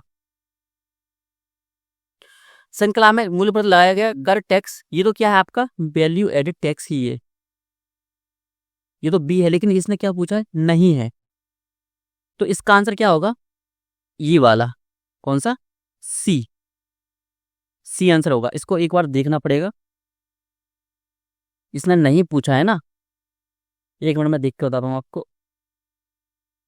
हाँ, थोड़ा सा कंफ्यूजन क्यों हो गया था, क्योंकि इसने, मैंने क्या देख लिया था इसमें, वैल्यू एडेड टैक्स, तो मैंने खुद नहीं देख पाया क्या इसमें, कि इसमें क्या पूछा है, नहीं पूछा है। तो नहीं कैसा क्या होगा, सीधा सा वैल्यू एडेड टैक्स तो होता क्या है, आपको पता है, नॉलेज आपको है, वैल्यू एडेड टैक्स क्या होती है, कि एक ही प्रोडक्ट पर बार बार टैक्स लगता है, जो कि GST के बाद बंद कर दिया गया। यह बहुबिंदु लक्ष्य आधारित कर टैक्सेशन प्रणाली है, ये तो है। यह उत्पादन वितरण श्रृंखला में लेन देन के हर चरण में मूल्य संवर्धन, एग्जैक्ट क्या होता है, वैल्यू एडेड टैक्स है ये। यह वस्तुओं और तथा सेवाओं के उपभोग के अंतिम चरण में लगाया गया टैक्स है, जिसका वहन अंततः उपभोक्ताओं को करना पड़ता है। इसने क्या पूछा, नहीं है। यह मूलभूत रूप से केंद्र सरकार का विषय है और राज्य सरकारों का दायित्व इसे सफलता के साथ लागू करने तक सीमित है। एक्सट्रीम वर्ड आ गया, सीमित है ना, तो सीमित भी क्या है, एक्सट्रीम वर्ड है। सीधा आंसर क्या आएगा आपका, डी। अगर मान लीजिए आपसे किससे सॉल्व नहीं हो रहा है, एलिमिनेशन टेक्निक से भी आपको काम नहीं कर रही, तो भी आपको इतनी नॉलेज होना चाहिए सीधा सा। अगर क्वेश्चन नहीं भी हो रहा है तो छोड़िए, नहीं हो रहा है रहने दीजिए, मत कीजिए, कि 100 क्वेश्चन में से हमको 85 और 90 तक क्वेश्चन को सॉल्व करना है, इससे ज्यादा करना ही नहीं है सीधा सा। बंद अर्थव्यवस्था क्या होती है, इसमें क्या लिखा है, पहला पॉइंट मुद्रा। देखिए ये तो सिंपल सा क्वेश्चन है, आपको पता ही होना चाहिए कि अगर आपने इकोनॉमी कभी भी नहीं पढ़ा हुआ, थोड़ा बहुत ही पढ़ा हुआ लूज एंड से, तो भी उसमें ये लिखा रहता है। बाकी हमने आपको इकोनॉमी बहुत अच्छे से पढ़ाया है, तो आपको पता है ना तो निर्यात ना ही आयात होता है, तो आपका आंसर क्या आएगा, डी। लेकिन इलेक्शन टेक्निक्स भी किस काम कर रही है, मुद्रा पूर्ति पूर्णतः, एक्सट्रीम वर्ड, केवल एक्सट्रीम वर्ड। आपको दो में से एक आंसर निकालना था, यानी 50% आपके चांसेस थे। बाकी आपका क्वेश्चन तो आपका आंसर, जो आपका क्वेश्चन था वो तो इजी था ही। अब 18वां क्वेश्चन है, जब किसी वृक्ष की छाल वृक्ष के आधार के पास से गोलाकार चारों तरफ से हटा दी जाती है तो यह वृक्ष धीरे धीरे सूख कर मर जाता है, क्योंकि मैंने कभी ये कॉन्सेप्ट मान लो नहीं पढ़ा। अब क्या मैं इसको अपनी जो सेंस ऑफ ह्यूमर से उससे सॉर्ट कर सकता हूँ? तो उसको सॉर्ट कैसे करूंगा मैं? मृदा से जल वायु अंगों तक नहीं पहुंच पाते। बिल्कुल गलत। क्यों? पेड़ की ये छाल है, हमने इसको इसको हटा दिया, लेकिन पानी तो यहाँ से पहुंचता है ना, तो ये तो सही है। मतलब ये तो गलत है कि इसने बोला नहीं पहुंच पाता। जड़ें ऊर्जा से वंचित रह जाती हैं, ये नहीं पता मुझको। वृक्ष मृदा जीवाणुओं से संक्रमित हो जाता है। जो पौधा लगा रहता है उसमें तो आपने हमेशा देखा होगा, हम क्या लगा देते हैं, गोबर और मिट्टी का लेप लगा देते हैं जब उसको चोट वगैरह लग जाती है पेड़ को, तब सभी को पता है। जब हम क्या करते हैं, कटिंग करते हैं, ग्राफ्टिंग करते हैं, बडिंग करते हैं। अब ये चीज़ें क्या है, अगर कोई बायो स्टूडेंट होगा तो उसको पता होगा, ये एग्रीकल्चर स्टूडेंट होगा तो उसको पता होगा क्या, या आपने इन्वायरमेंट थोड़ा बहुत ही पढ़ा हो। जब हम पेड़ों की ग्राफ्टिंग करते हैं, यानी हम एक ही पौधे में 2 या 3 पौधे लगाने की कोशिश करते हैं, या इसका तना काट के हम और कहीं लगाएंगे तो लग जाएगा? आप बोलेंगे नहीं लगता सर ऐसे, लेकिन अगर हम ग्राफ्टिंग के द्वारा लगाएंगे तो लग जाएगा। तो हम क्या करते हैं, मिट्टी और गोबर का लेप लगाते हैं। तो ये तो सही है ही नहीं फिर, क्योंकि अगर संक्रमित होता तो वो संक्रमित ग्राफ्टिंग चीज कभी आती ही नहीं, ग्राफ्टिंग कभी होती नहीं पौधों में अगर ये चीज होती इसकी तो। अब जड़ों को श्वसन हेतु ऑक्सीजन नहीं प्राप्त हो पाता। ऑक्सीजन कहाँ से मिलता है? आसपास से मिलता है, छाल से थोड़ी मिलता है। छाल वाली हटा दो या आप कुछ भी कर दो, क्योंकि वो पत्तियों से लेता है, वो तो श्वसन तो किससे करता है, पत्तियों से करता है ना, पत्तियों और तनों को मिलकर। तो ये भी गलत है। तो आपका एलिमिनेशन करके सेंस ऑफ ह्यूमर के हिसाब से अगर आपको थोड़ी बहुत इधर उधर की नॉलेज है, मैंने नॉलेज कहाँ की लगा दी, क्योंकि मैंने खुद क्या की है, बडिंग की है, ग्राफ्टिंग की है पौधों की। इसमें क्या करते, एक पेड़ होता है उसका तना लिया हमने, इसको थोड़ा यहाँ क्या किया, इसको इसकी ऊपर की लेयर हटा दी तने की, इस पर मिट्टी और गोबर लगा दिया, इसको फिर क्या पैक कर दिया पॉलीथीन से। कुछ दिनों बाद इसमें जड़ आने लगती हैं, रूट्स आने लगेंगी, तब मैं इसको यहाँ से कट करके इस पेड़ को कहीं पर भी लगा सकता हूँ। तो इसी को बोलते हैं ग्राफ्टिंग। तो यहाँ की मैंने नॉलेज लगा दी कि देखिए, जो आप यूपीएससी एग्जाम को सिर्फ पढ़कर तो निकाल नहीं सकते, आपको हर एक नॉलेज को यूज करना है जो भी आपने अपने लाइफ में की है। तो मेरा सीधा सा आंसर क्या आ गया, बी आ गया। अब 19वां क्वेश्चन, भले ही टीचर बोले कि इसमें लेमन टेक्निक्स लग जाती है, नहीं लगेगी। क्वेश्चन आप स्किप कर सकते हैं, नहीं लग रही है, लगा भी रहे हैं, गलत हो रहा है, कोई दिक्कत नहीं, हो जाने दीजिए गलत, क्योंकि हम सही अगर 8 कर लेंगे 10 में से तो 2 क्वेश्चन गलत भी होते हैं तो हमको कोई फर्क नहीं पड़ता। अब आपने इन्वायरमेंट में ये टॉपिक तो जरूर पढ़ा होगा, क्या आपका थोड़ा बहुत भी पढ़ा होगा, क्या आपका हॉटस्पॉट वाला। हॉटस्पॉट को जो माना क्या होते हैं, कैसे मान्यता प्राप्त होती है, तो आपको पता है रिचनेस होती है, 5,000 से ज़्यादा प्रजातियां वहाँ पर होनी चाहिए, जाति प्रजाति या स्पीसीज। तो जाति बहुत बहुतायता है, स्पीसीज रिचनेस है उसमें, बिल्कुल है। एक का मुझे पता है कि एक तो है, इलेमिनेट कर दो। अब क्या क्या बचा, 1 2 6 1 3 5।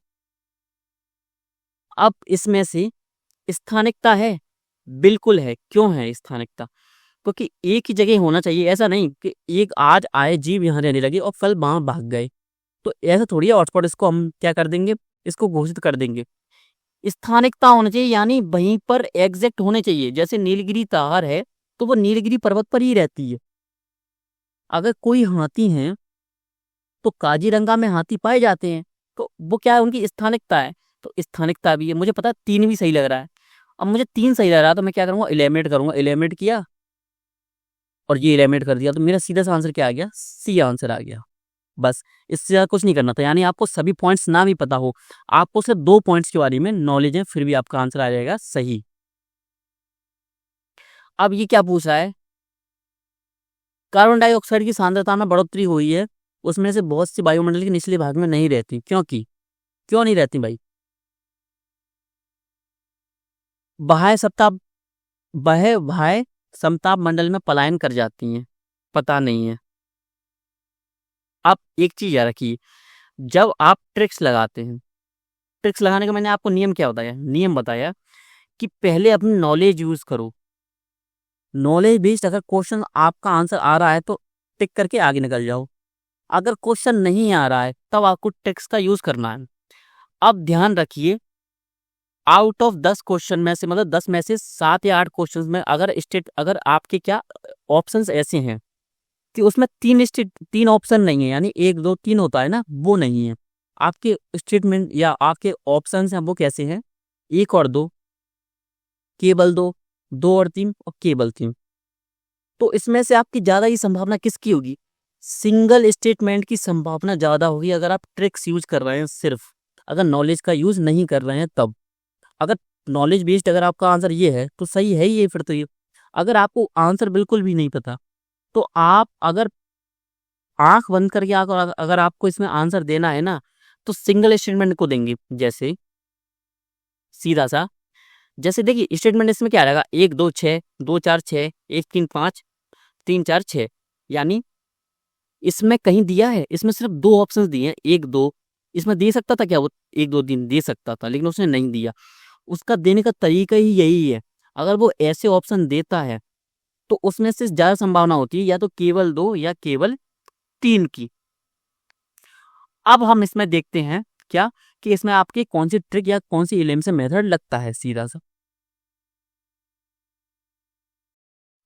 अगर अब मुझे पता है कि सिंगल स्टेटमेंट आंसर होगा, तो मुझे पता है या तो केवल 2 होगा या केवल 3 होगा। 1 मिनट रुकिए, इसको बता दूं।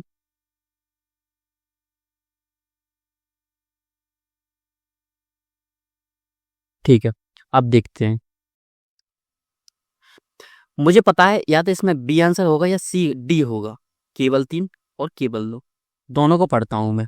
समुद्रों में पादप तलपट प्रकाश संश्लेषण कर लेते हैं, करते हैं, मुझे पता है, आपको भी पता है कि करते ही हैं वो तो। पादप तलपट क्या करते हैं, जो पौधे होते हैं समुद्र के अंदर वो क्या प्रकाश संश्लेषण करते हैं, बिल्कुल करते हैं। अब मुझे देखना है कि दोनों में से ज्यादा सही कौन सा है। ध्रुवीय बर्फ छत्रक वायु का प्रग्रहण कर लेते हैं, ये बात कर रहा है प्रकाश संश्लेषण की।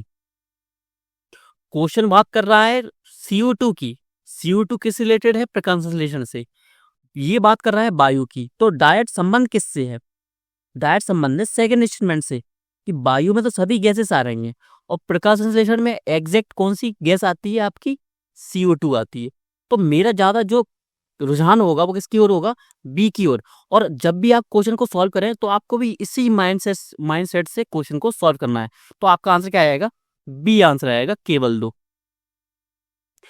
अब एज इट इज वही ऑप्शंस यहाँ दिए हैं, तो क्या इसमें भी वही आंसर होगा, बिल्कुल होगा। या तो केवल 3 होगा या केवल 2 होगा।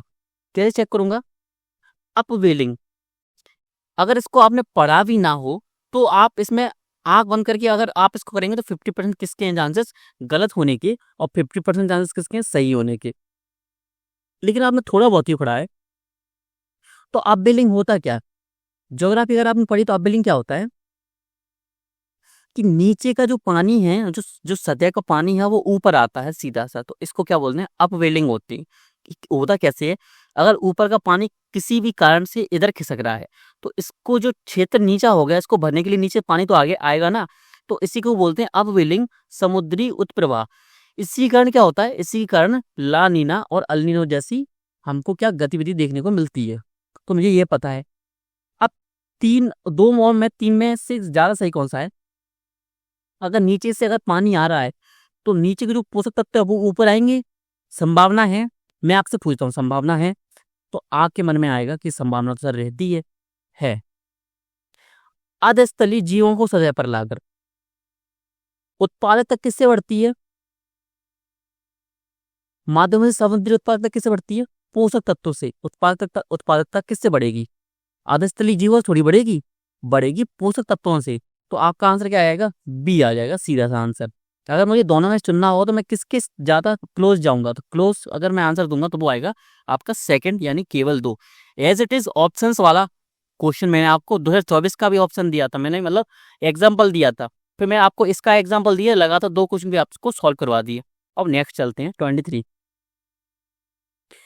ये सेंस ऑफ ह्यूमर वाला क्वेश्चन है। यदि उष्णकटिबंधीय वर्षा वन काट दिए जाएं तो यह उष्णकटिबंधीय पर्णपाती वन की तुलना में शीघ्र पुनर्योजित नहीं हो पाता है। ऐसा इसलिए होता है क्योंकि ये आपकी नॉलेज होनी चाहिए सीधा सीधा सा। क्यों ये दोबारा क्वेश्चन पूछा गया था? क्यों क्या पूछा गया था कि उष्ण कटिबंधीय वर्षावन होती है, उसकी मिट्टी होती है वो उपजाऊ नहीं होती। उपजाऊ क्यों नहीं होती? उसमें ह्यूमस कम होता है। ह्यूमस कम क्यों होता है? क्योंकि जो अपशिष्ट पदार्थ हैं उनको कई हजार साल लग जाते हैं अपघटित होने में। क्यों लग जाते हैं? क्योंकि सीधी धूप नहीं मिलती मिट्टी को। क्यों नहीं मिलती? क्योंकि उनके पेड़ इतने बड़े बड़े होते हैं और उनकी छांव इतनी बड़ी होती है कि अगर आप दूर से भी देखेंगे ना उनको, तो नीचे अंधेरा देखने को मिलता है, यानी रात जैसी हो जाती है अगर आप बीच जंगल में पहुंच गए तो आपको नॉलेज होगी तो आपको पता है मृदानव पुष्पों का अभाव होता है। ये तो हो गया आपकी नॉलेज। अब थोड़ा बहुत सेंस ऑफ ह्यूमर से देख लेते हैं, अगर क्वेश्चन सॉल्व हो सकता था क्या बिना नॉलेज के? अगर नहीं होगा तो मैं मना कर दूंगा, नहीं होगा। तो आंसर ए तो पहले है, हमको पता है। वर्षा वन में वृक्षों के प्रवर्धियों की जीवन क्षमता दुर्बल होती है। अब मुझे समझ में नहीं आया कि हिंदी में इसने बोला क्या। मैं देखूंगा कि आपका propagules of the trees in a rain forest have poor viability. नहीं, अगर पुअर वाइबिलिटी होती उनकी तो क्या आपको 30-30 35-35 मीटर लंबे पेड़ देखने को मिलते कभी? जब आपने ज्योग्राफी या एनवायरनमेंट पढ़ा होगा तो आपको पता होगा कि अगर पेड़ों की लंबाई सामान्यतः ये होती है ना, तो उष्णकटिबंधीय जो वर्षा वन है वहां पे लंबाई इतनी होती है पेड़ों की। तो ये तो गलत हो ही गया। वर्षा वन की जातियां धीमी गति से बढ़ती हैं।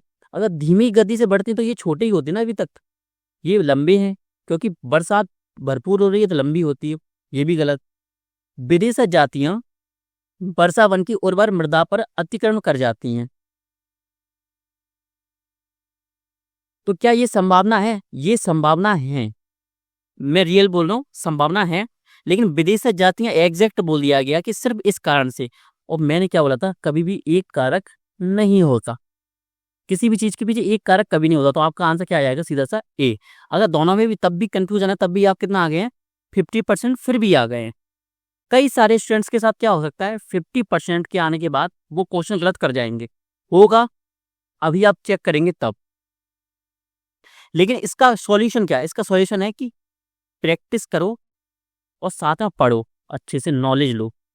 इकोनॉमी जब मैंने आपको पढ़ाया तो उससे पहले आपकी स्थिति ठीक नहीं थी नॉलेज में। कई सारे स्टूडेंट्स का मेरे को मैसेज आया था कि इकोनॉमी में ठीक नहीं है स्थिति। इकोनॉमी पढ़ने के बाद आपकी नॉलेज अच्छी हो गई है।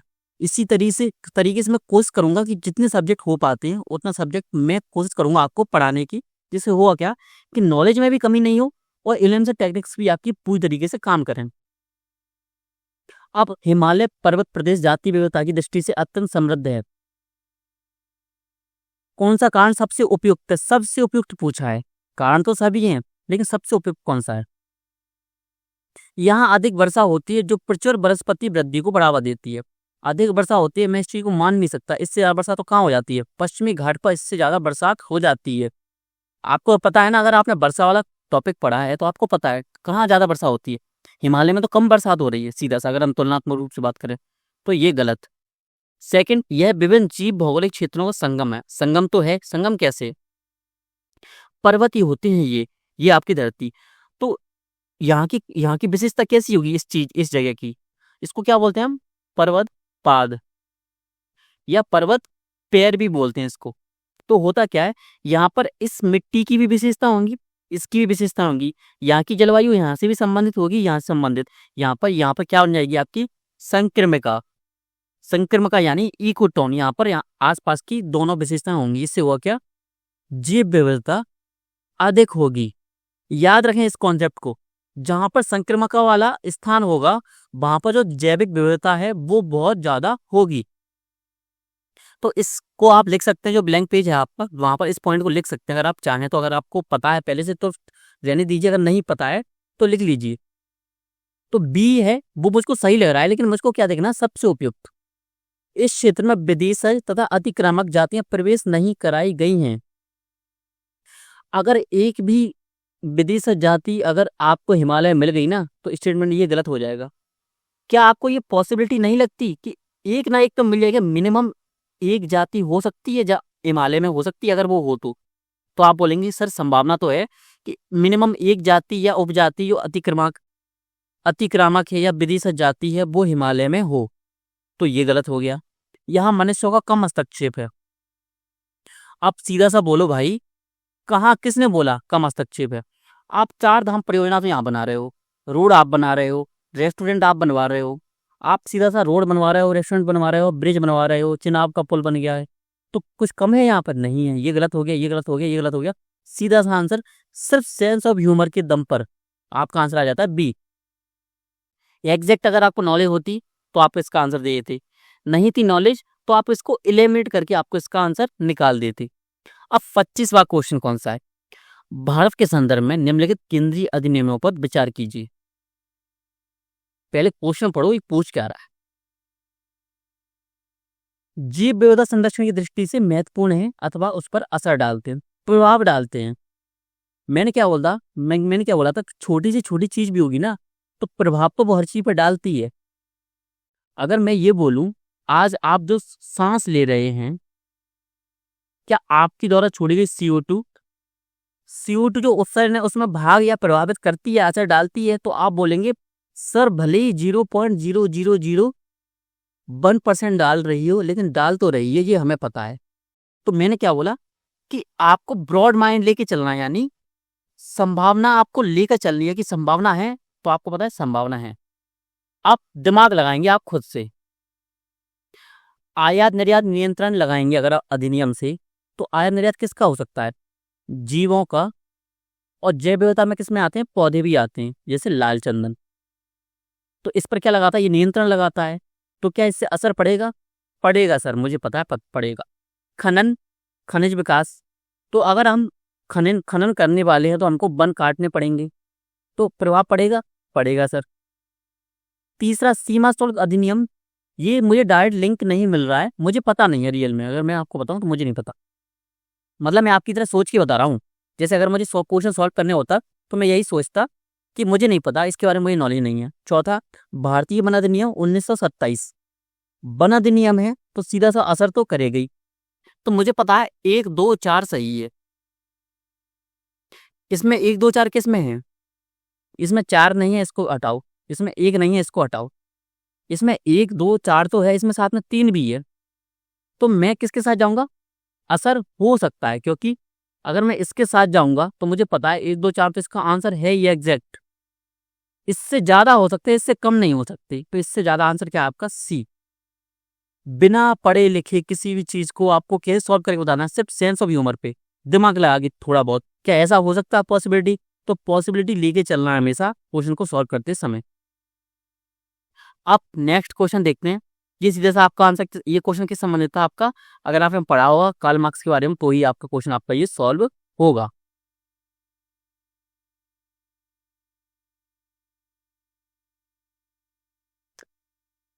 ये क्वेश्चन है कि पृथ्वी की वायुमंडल में आयन मंडल कहलाने वाली परत रेडियो संचार को सुसाध्य बनाती है, क्यों? अब देखिए, अब ये क्या बोल रहा है सीधा सीधा सा। मैंने आपको एक चीज बताई थी कि ट्विक कर सकता है। ट्विक आप क्या समझेंगे कि जब वो एग्जैक्ट किसी टर्म को बता रहा है। एग्जैक्ट टर्म क्या होता है? इसने बोला ओजोन की उपस्थिति रेडियो तरंगों को पृथ्वी की ओर परावर्तित करती है। अगर आपने वायुमंडल अच्छे से पढ़ा होगा ना तो आपको पता है ये गलत है स्टेटमेंट। सीधा सा आप एक गलत करते हैं।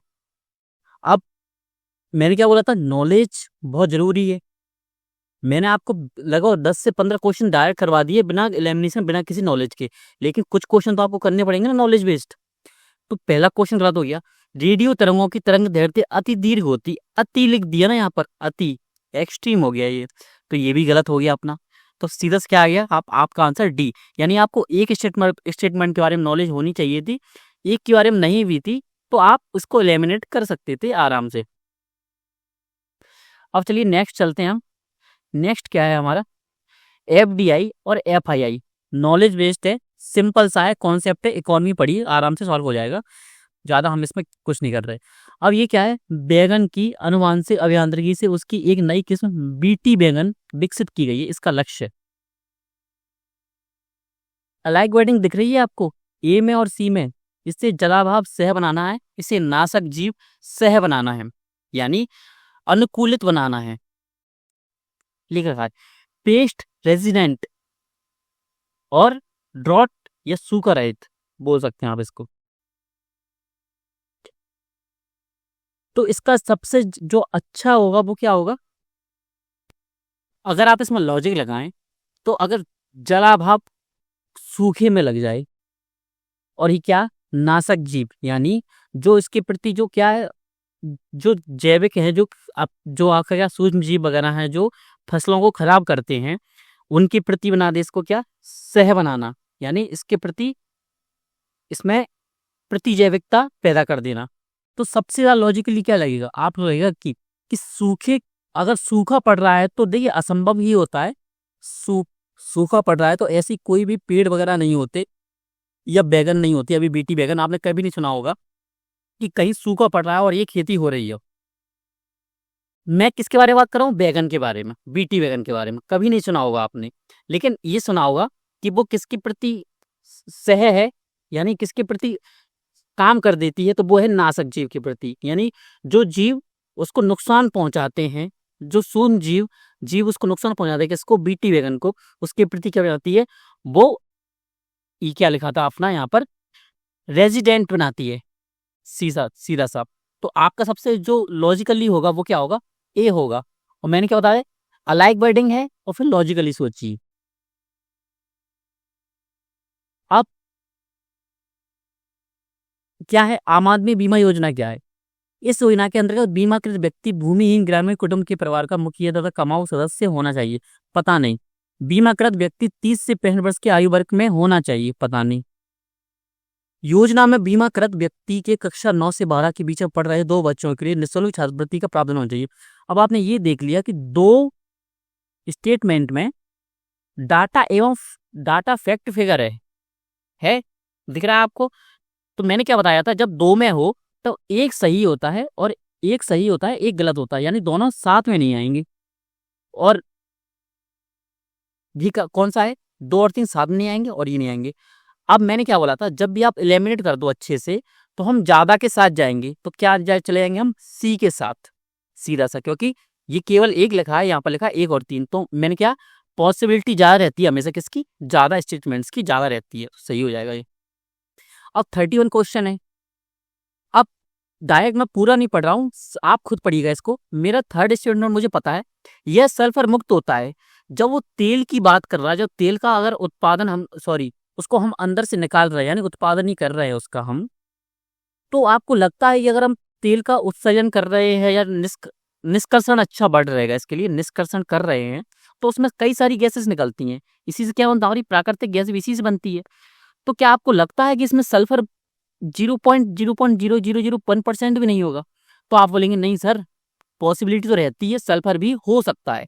लेकिन ये क्या बोल रहा है सल्फर मुक्त होता है यानी एक्सट्रीम सिचुएशन। 3 गलत कीजिए 3 गलत कर दिया 3 गलत कर दिया मैक्सिमम के साथ जाते हैं ये और आपका आंसर राइट हो जाता है। और इस पर मैंने क्लास भी ली हुई है कि ब्रेंट क्रूड क्या होता है और आपका पश्चिमी टेक्सास इंटरमीडिएट क्या होता है। दोनों से क्वेश्चन पूछे गए हैं। अब इसी की थीम क्या बनी थी आपकी पश्चिमी टेक्सास। अगर किसी ने ये पढ़ा होता तो आराम से पश्चिमी टेक्सास ही पढ़ता तो उसका आंसर ही सही हो जाता। यह उत्तरी सागर से प्राप्त किया जाता है। क्या उत्तरी सागर की बॉर्डर कंट्रीज हैं वो पूछा गया 2024 में पूछा गया। इसी तरीके से रिपीटेशन होता है इसी तरीके से एलिमिनेशन टेक्निक्स काम करती हैं। अब सिंपल से एक बार और दोहरा दूं आपको वही बात कि अगर कोई बोल रहा है कि यह सल्फर मुक्त होता है तो आपको लगता है ये पर्सनली की पॉसिबिलिटी लग रही है इसकी आपको क्या बोले पॉसिबिलिटी सर ऐसी तो नहीं है हो सकता है 0.1% हो लेकिन होगा जरूर सल्फर भी। अगर आपसे बोले कि कार्बन तो होगा सर बिल्कुल होगा। अगर आपसे बोले कि क्लोरोफ्लोरोकार्बन बिल्कुल होगा सर। ओजोन सब कुछ मान लेना है बस। तो किसका थर्ड हमने एलिमिनेट किया मैक्सिमम के साथ गए आंसर तो केवल 1 और 2 आपका आंसर बिल्कुल सही आ गया। अब एक नाभिकीय रिएक्टर में भारी जल का कार्य होता है न्यूट्रॉन की गति को कम करना न्यूट्रॉन की गति को बढ़ाना। अलाइक वर्डिंग है दोनों में है। अब इसमें से एक सही होगा एक गलत होगा। अब सही कैसे होगा सही कौन सा होगा ये कैसे पता लगेगा। क्या लिखा है भारी जल।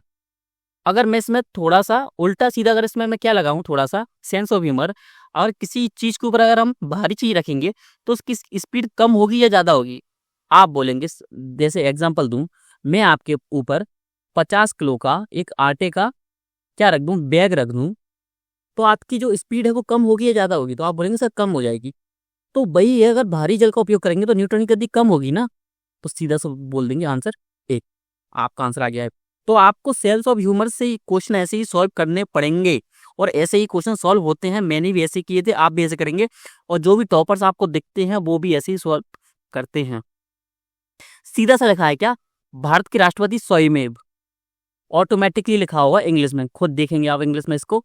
मैं आपको पीडीएफ क्या करूंगा, इसी को आपका अपडेट करवा दूंगा किसमें, टेलीग्राम चैनल पर। तो ऑटोमेटिकली लिखा है, एक्सट्रीम वर्ड है, सेकंड को एलिमिनेट कीजिए, सेकंड एलिमिनेट हमने किया है, ये किया एलिमिनेट। अब मैक्सिमम के साथ हम जाएंगे, तो सी आपका आंसर। अब भारत में विकलांग व्यक्तियों की संख्या लाखों में, वैधानिक स्तर पर उन्हें कौन कौन से लाभ प्राप्त हैं। सरकार द्वारा चलाए जा रहे स्कूलों में 18 वर्ष की आयु तक निःशुल्क शिक्षा। अब आप बोलेंगे सर डाटा फिगर फैक्ट यहाँ पर आ गया, लेकिन स्टेटमेंट तो पढ़िए पहले पूरा, डायरेक्ट ट्रिक्स पर मत जाइए, पहले पढ़िए अच्छे से। क्या 18 वर्ष तक की आयु की हमको निःशुल्क शिक्षा मिलती है? तो आप खुद बोलेंगे जो गवर्नमेंट स्कूल से पढ़ेंगे कि बिल्कुल सर सही बात है सर, कि 12वीं तक तो मिलती है, निःशुल्क शिक्षा मिलती है। किनको? विकलांग व्यक्ति, क्योंकि हमको मिलती तो उनको तो मिलेगी। तो एक सही हो जाता है, भले इसमें डाटा फैक्ट फिगर है, उसमें कुछ टफ नहीं दिया, इसने बोला कि 18 वर्ष की आयु। सेकंड, व्यवसाय स्थापित करने के लिए वरीयता से भूमि का आवंटन, क्योंकि सरकार तो देखिए मदद करती है। सार्वजनिक भवनों में ढाल की उपलब्ध होना। ढाल की उपलब्ध होना क्या होता है, आपने देखा होगा कई सारे हॉस्पिटल या कॉलेज वगैरह होते हैं तो उनमें एक रैप वॉक बना रहता है, यानी उस पर हम क्या, टायर वाली कुछ भी चीज चढ़ा सकते हैं। क्यों होता है? विकलांग लोगों के लिए चढ़ने के लिए या उस पर पहुंचने के लिए ऊपर स्थान पर। तो तीनों आपको लग रहे हैं पॉसिबिलिटी लग रही है, तो 1 2 3 मैक्सिमम के साथ जाएंगे। अब क्या है, मेगा फूड पार्क, ये थोड़ा देखिए गलत खुद लिखा है इन्होंने, यूपीएससी वालों ने, छोटा हो की मात्रा लगा दी, बड़ा हो की मात्रा आने की। फर्स्ट क्या है, अवसंरचना सुविधाएं, मुझे पता है मेगा फूड पार्क सबने पढ़ा होगा, अगर मेंस के लिए इकोनॉमी पढ़ी है तो। मेगा फूड पार्क क्या होता है, जो खाद्य प्रसंस्करण होता है। अब खाद्य प्रसंस्करण क्या होता है, जो आपका रॉ मटेरियल है, जैसे दूध दही सब्जियां वगैरह, इनको सेकेंडरी चीजों में बांट देना, यानी इनकी पैकिंग करके इसको बेचना। दूध से दही बनाना, दही से घी बनाना, फिर इनको बेचना। तो क्या हो यार, फूड प्रोसेसिंग, इसी को बोलते हैं खाद्य प्रसंस्करण। तो इसके लिए सरकार ने क्या, एक फूड पार्क लाई, यानी इसने सोचा कि मैं बड़ी बड़ी फैक्ट्रीज खुलवाऊंगी, सरकार ने बोली। इससे हुआ क्या, अवसंरचना सुविधाएं उपलब्ध कराने हेतु। तो क्या है ये, सही है। लॉजिकली भी सोचिए, आप खुद पढ़िए एक बार, खाद्य प्रसंस्करण उद्योग के लिए उत्तम अवसंरचना सुविधा उपलब्ध कराने हेतु क्या है, मेगा फूड पार्क, सही है। खराब होने वाले पदार्थों को अधिक मात्रा में प्रसंस्करण करने हेतु, अपव्यय घटाने हेतु, सही है। उद्यमियों के लिए उद्गामी और पारिस्थितिकी के अनुकूल आहार प्रसंस्करण, इसमें कहीं नहीं है। मेगा फूड पार्क अगर आपने थोड़ा भी पढ़ा होगा तो आपको पता होगा, सीधा सीधा से पता होगा, इसका एक ही उद्देश्य है कि खाद्य प्रसंस्करण को बढ़ावा देना, इसका कोई मतलब नहीं है पर्यावरण से। तो सीधा सा आंसर आपका क्या आ गया, 1 2 3 नहीं आया, और आपका सीधा सा आंसर क्या आ गया, बी। हो सकता था इसमें आप पॉसिबिलिटी मान के इसको सही कर देते, ये आपका क्वेश्चन गलत हो जाता सीधा सा। क्वेश्चन है, भारत की संचित निधि से निकालने के लिए निम्नलिखित में से किसका अनुमोदन अनिवार्य है। इतना भी नहीं पता तो यूपीएससी का एग्जाम देने की कोई जरूरत नहीं है। सीधी सी बात, कड़वी बात लग सकती है, लेकिन बात सही है। क्यों? कि थोड़ा बहुत पॉलिटी की जो बेसिक नॉलेज वो तो पता ही होना चाहिए, सबको पता था, पता होता है। जब अगर 8 लाख स्टूडेंट्स अगर एग्जाम दे रहे हैं ना, और सीरीज तैयारी कर रहे हैं यूपीएससी की, कौन, 4 से 5 लाख स्टूडेंट्स, तो 5 लाख में से 4,90,000 स्टूडेंट्स को ये क्वेश्चन का आंसर पता होगा सीधा सा। 10,000 स्टूडेंट्स ऐसे होंगे जो हवा हवाई में रहते हैं, उनको नहीं पता, सीधा से पता है भारत की संसद। अब मैंने एक क्वेश्चन आपको पहले बताया था, अब ये बता रहा हूँ, जैसे 23 का क्वेश्चन बताया था कि क्वेश्चन रिपीट होता है और उसका आंसर वही होता है। कैसे? कि भारत की संचित निधि से क्वेश्चन पूछा गया ये। अब सेकंड के ऑप्शन में क्या है, ये, तो आंसर क्या आ जाएगा, ये। बाकी अगर आप इसको क्वेश्चन को बेसिक नॉलेज पर भी था, डायरेक्ट सॉल्व हो जाता, कोई प्रॉब्लम नहीं आती थी। अगर आपको नॉलेज नहीं भी थी तो आप इसको ऐसे सॉल्व कर सकते थे सीधा सा। अब सूक्ष्म माइक्रो फाइनेंस कंपनी क्या क्या सेवा उपलब्ध करवाती हैं, सीधा से ये बोल रहा है। ऋण सुविधाएं देती हैं, मैंने आपको पढ़ाया है। बचत सुविधा देती हैं, क्यों, हम उनको पैसे जमा कराते हैं तो उनका हमारा हमारा जो पैसा उनके पास तो रहता है ना। बीमा सुविधाएं, बीमा तो लगभग अब सभी बैंकें देने लगी हैं।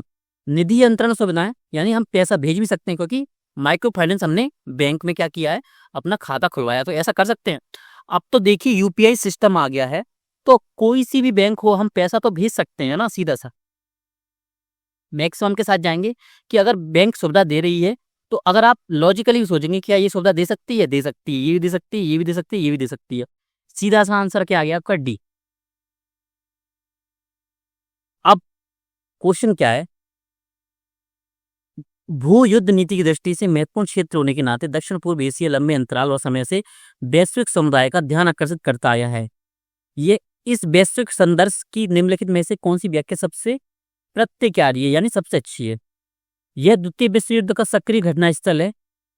कौन सा क्षेत्र? दक्षिण पूर्व एशिया। नहीं है। कहाँ था पूरा? द्वितीय विश्व युद्ध कहाँ हुआ था पूरा? लगभग यूरोप के आसपास ही तो हुआ था पूरा, तो ये गलत। यह एशिया की दो शक्तियों चीन और भारत के बीच स्थित है। चीन और भारत के बीच में क्या है? दक्षिण पूर्व एशिया। किसने बोला इंडोनेशिया इसके बीच में? किसने बोला? पता है ना? गलत है। सी और डी। यह शीत युद्ध की अवधि में महाशक्तियों के बीच परस्पर मुकाबले की रणभूमि थी। वही पॉइंट यहाँ पर बोल दिया, फिर भी ये गलत। यह प्रशांत महासागर और हिंद महासागर के बीच स्थित है, सभी को पता है। जावा, सुमात्रा, इंडोनेशिया, मलेशिया वगैरह ये पूरा एरिया है ना, जो ऑस्ट्रेलिया के इधर पड़ता है, ये क्या है? दक्षिण पूर्वी एशिया है। तो ये आपका आंसर क्या हो जाएगा? डी, क्योंकि ये सीधा सीधा मैपिंग से क्वेश्चन था। भले इसने क्वेश्चन को कितना घुमाने की कोशिश की, वो पूछना चाहता तो सिंपल से इतना पूछ लेता कि दक्षिण पूर्व एशिया कहाँ है। उसने ऑप्शंस को इतना घुमा घुमा के भेजा और उसने पूछा क्या? डायरेक्ट मैपिंग कि ये है कम। अब आपका क्वेश्चन कौन सा होगा? नेक्स्ट क्वेश्चन अगर हम देखेंगे, अब ये बोल रहा है आहार उत्पादों के विक्रय में जुटी एक कंपनी, यानी एक कंपनी है जो क्या बेचती है? प्रोडक्ट बेचती है। उसने क्या बोला है? ट्रांस बसा या ट्रांस फैट्स नहीं होती, वो विज्ञापन कर रही है, यानी एडवर्टाइजमेंट कर रही है। उसके इस अभियान का उपभोक्ताओं के लिए क्या अभिप्राय है? यानी उपभोक्ता है, जो कंज्यूमर है, वो क्या सोचेंगे? कंपनी के आहार उत्पाद हाइड्रोजनीकृत तेलों से निर्मित नहीं किए जाते। हो सकता है, लगेगा ऐसा इनको। कंपनी के आहार उत्पाद पशु उत्पन्न बसा तेलों से निर्मित नहीं किए जाते, यानी पशुओं से उत्पन्न। आपको आज भी पता है, सीधा सा एक चीज आपको सही पता है। अब ये क्या है? अलग वर्डिंग आ गई। तेलों से निर्मित नहीं किए जाते, तेलों से निर्मित नहीं किए जाते, हो गया अलग वर्डिंग।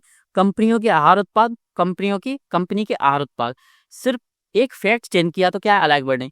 एक दो आपके साथ में आएंगे ही नहीं, ये गलत किया सीधा सा।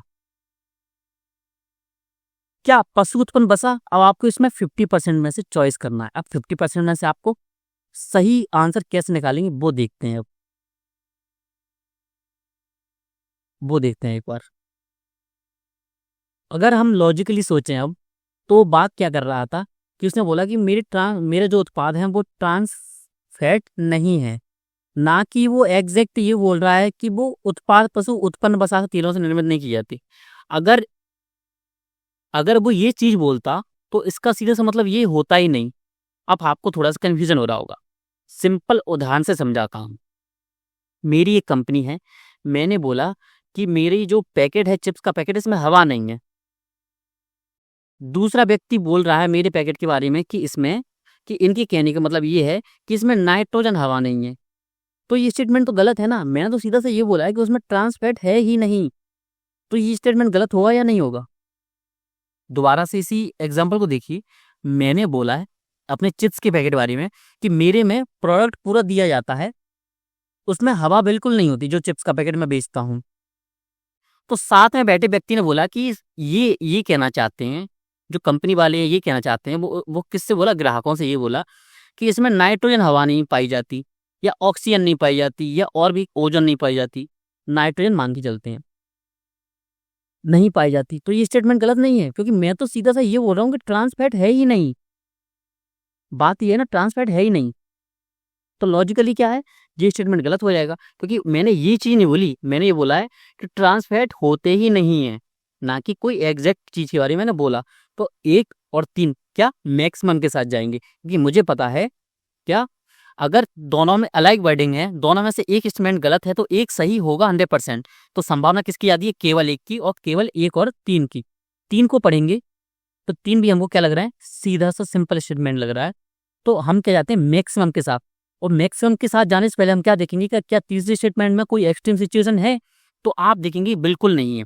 कंपनी के द्वारा प्रयुक्त तेल संभवतया उपभोक्ताओं के हृदय वाहिका स्वास्थ्य को क्षति नहीं पहुंचाएगा, सीधा सा। अब मनरेगा अधिनियम, अब आपको इसके बारे में सब कुछ पता है, लेकिन उस समय नहीं पता था, क्योंकि 2011 का ये पेपर है। केवल अनुसूचित जाति जनजाति नहीं, गरीबी रेखा के नीचे नहीं, सभी पीड़ित समुदाय के परिवारों के 22 सदस्य नहीं, किसी भी परिवार के 22 सदस्य। बिल्कुल मनरेगा में पूरे भारत में रहने वाले लोगों के लिए था ये वाला, और आज भी इस योजना का लाभ मिलता है गांव में। अब क्वेश्चन है, भारत की पूर्व की ओर देखो नीति। अब मोदी सरकार ने इसको चेंज किया है। पहले तो क्या थी ये, लुक ईस्ट, अब क्या है, एक्ट ईस्ट में इसको चेंज कर दिया है। अब वो तो आपको पढ़ने की चीज है ही, इसको देख लीजिएगा आप एक बार। अब ये क्या बोल रहा है, निम्नलिखित कथनों पर विचार कीजिए। भारत पूर्वी एशियाई मामलों में स्वयं को एक महत्वपूर्ण क्षेत्रीय नायक के रूप में स्थापित करना चाहता है। देखिए, अगर देश कोई भी नीतियां बनाता है, अगर आपने इंटरनेशनल रिलेशन पढ़ा होगा तो आपको पता है उसका जो सामरिक महत्व है, जो स्वार्थ है, वो हमेशा रहता है। ऐसा नहीं है कि भारत काम कर रहा है तो स्वार्थ से नहीं कर रहा। कोई भी देश काम करता है तो वो अपने निजी स्वार्थ भी लेके चलता है, तो अगर उसको सामरिक इसका हित होगा तभी तो वो काम करेगा।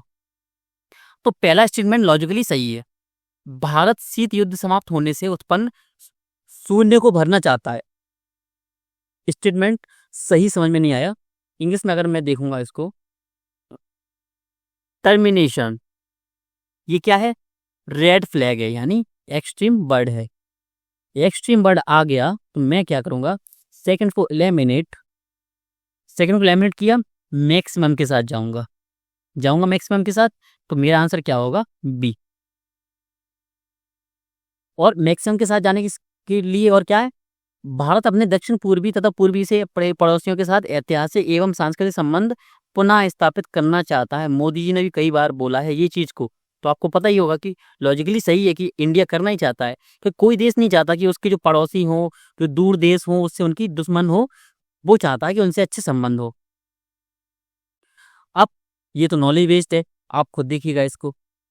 अब जैसे मैंने आपको बताया था कि आपको पता होना चाहिए कि मूल कर्तव्य से क्वेश्चन बनते हैं, ज्यादा टफ बन ही नहीं सकते। वो ये पूछेगा कि 11 कर्तव्य हैं, इनमें से कौन सा है कौन सा नहीं है। आपको सीधा सा पता है कि लोक चुनाव में मतदान करना मूल कर्तव्य नहीं है, तो आपका आंसर क्या आ जाएगा, सीधा सा ए आंसर आ जाएगा। अब वित्त आयोग मैंने आपको पढ़ाया है, वित्त आयोग का सीधा सा कार्य है क्या, वित्त आयोग का कार्य क्या है, वित्त आयोग का एक ही कार्य है कि वो क्या करता है, राज्यों और केंद्रों के बीच में जो संपत्ति है ना, सॉरी जो पूंजी है उसको बांटना, बस यही कार्य है वित्त आयोग का। इसका ये गलत, आप खुद पढ़िए इसको, ये गलत हो जाएगा, इसका ये भी गलत, इसको ये भी गलत, इसको डी आपका सही आंसर आ जाएगा, क्योंकि ये गलत ही बोल रहा ना है, स्टेटमेंट ही गलत है। आपको इतनी नॉलेज थी कि इसका मुख्य कार्य है क्या। अब इसने बोला कि मानव अधिकारों की व्यापक उद्घोषणा कब हुई थी, 1948 में हुई थी ना, अगर मैं सही याद कर पाऊँ तो 1948 में ही है ना ये, 1948 में। तो कौन कौन से मानवाधिकार इसमें आते हैं, देखिए अगर बहुत बड़ी मीटिंग हुई, पूरे विश्व के सभी देश शामिल हुए, उन्होंने बोला कि कुछ हम मौलिक अधिकार बनाते हैं, तो वो क्या कोशिश करेंगे कि ज्यादा से ज्यादा मौलिक अधिकार बनाएं, जिससे क्या हो, मानव जाति का कल्याण हो, सीधा सा। तो भोजन का अधिकार वो डालेंगे। अगर मान लीजिए मैंने आपको बैठा दिया किसमें, मानव अधिकार की मीटिंग में, तो मैं आपसे पूछूंगा कि सर या मैम, क्या भोजन का अधिकार को हमको डालना चाहिए उसमें, मानव अधिकार में, तो आप बोलेंगे बिल्कुल डालना चाहिए क्योंकि भोजन बहुत जरूरी है। समानता के साथ सार्वजनिक सेवा प्राप्त करने का अधिकार होना चाहिए, तो आप बोलेंगे कि सर थोड़ा कंफ्यूजन है, लेकिन मौलिक अधिकार तो होना ही चाहिए क्योंकि समानता मूलभूत अधिकार है लोगों का। शिक्षा अधिकार, शिक्षा के बिना तो कोई कुछ काम कर ही नहीं सकता, तो ये भी हमारा मौलिक अधिकार होना चाहिए, सीधा सा। तो इसका आंसर क्या आ जाएगा लॉजिकली, फर्स्ट सेकंड और थर्ड आपका। और जाते जाइए सीधा सा। अब भारत में समुद्री जल में हानिकारक शैवाल प्रस्फुटन हो रही है, यानी जो शैवाल हैं वो किस पे आ रहे हैं, समुद्र में ज्यादा फैल रहे हैं। कारण क्या है, क्या कारण है, जौरनदमुख, आपको पता होगा जौरनदमुख होता क्या है, मैं नहीं बताऊंगा अभी। पोषकों का प्रस्राव या प्रसार हो रहा है, तो आपको पता हो रहा है क्योंकि नदियां हैं वो अपने साथ कई खनिज लवण वगैरह मिनरल्स लिए होते हैं, वो क्या करती हैं, समुद्र में फैलाती हैं, और समुद्र में क्या होते हैं, फिर शैवाल बढ़ते हैं, तो सही है। मानसून में भूमि से जलवाष्प, मानसून में क्या होता है, भूमि पर जो पानी बहता है वो बहते बहते कहाँ पहुंचता है, समुद्र में। आखिरकार कैसे पहुंचता है, वो पहले नदियों में पहुंचेगा, नदियों से समुद्र में, तो ये भी सही है। समुद्रों में उत्प्रवाह, अपवेलिंग, तो नीचे के जो पोषक तत्व हैं वो ऊपर आते हैं, तो क्या सवाल बढ़ेगा? मैंने इसी क्वेश्चन पेपर में बताया आपको अभी, तो बढ़ेगा, बिल्कुल बढ़ेगा, फर्स्ट सेकंड थर्ड। लॉजिकली सोचा कीजिए कि ऐसा हो सकता है, पॉसिबिलिटी लेने के साथ साथ। क्वेश्चन का आंसर नहीं भी पता तो भी आंसर आ जाएगा।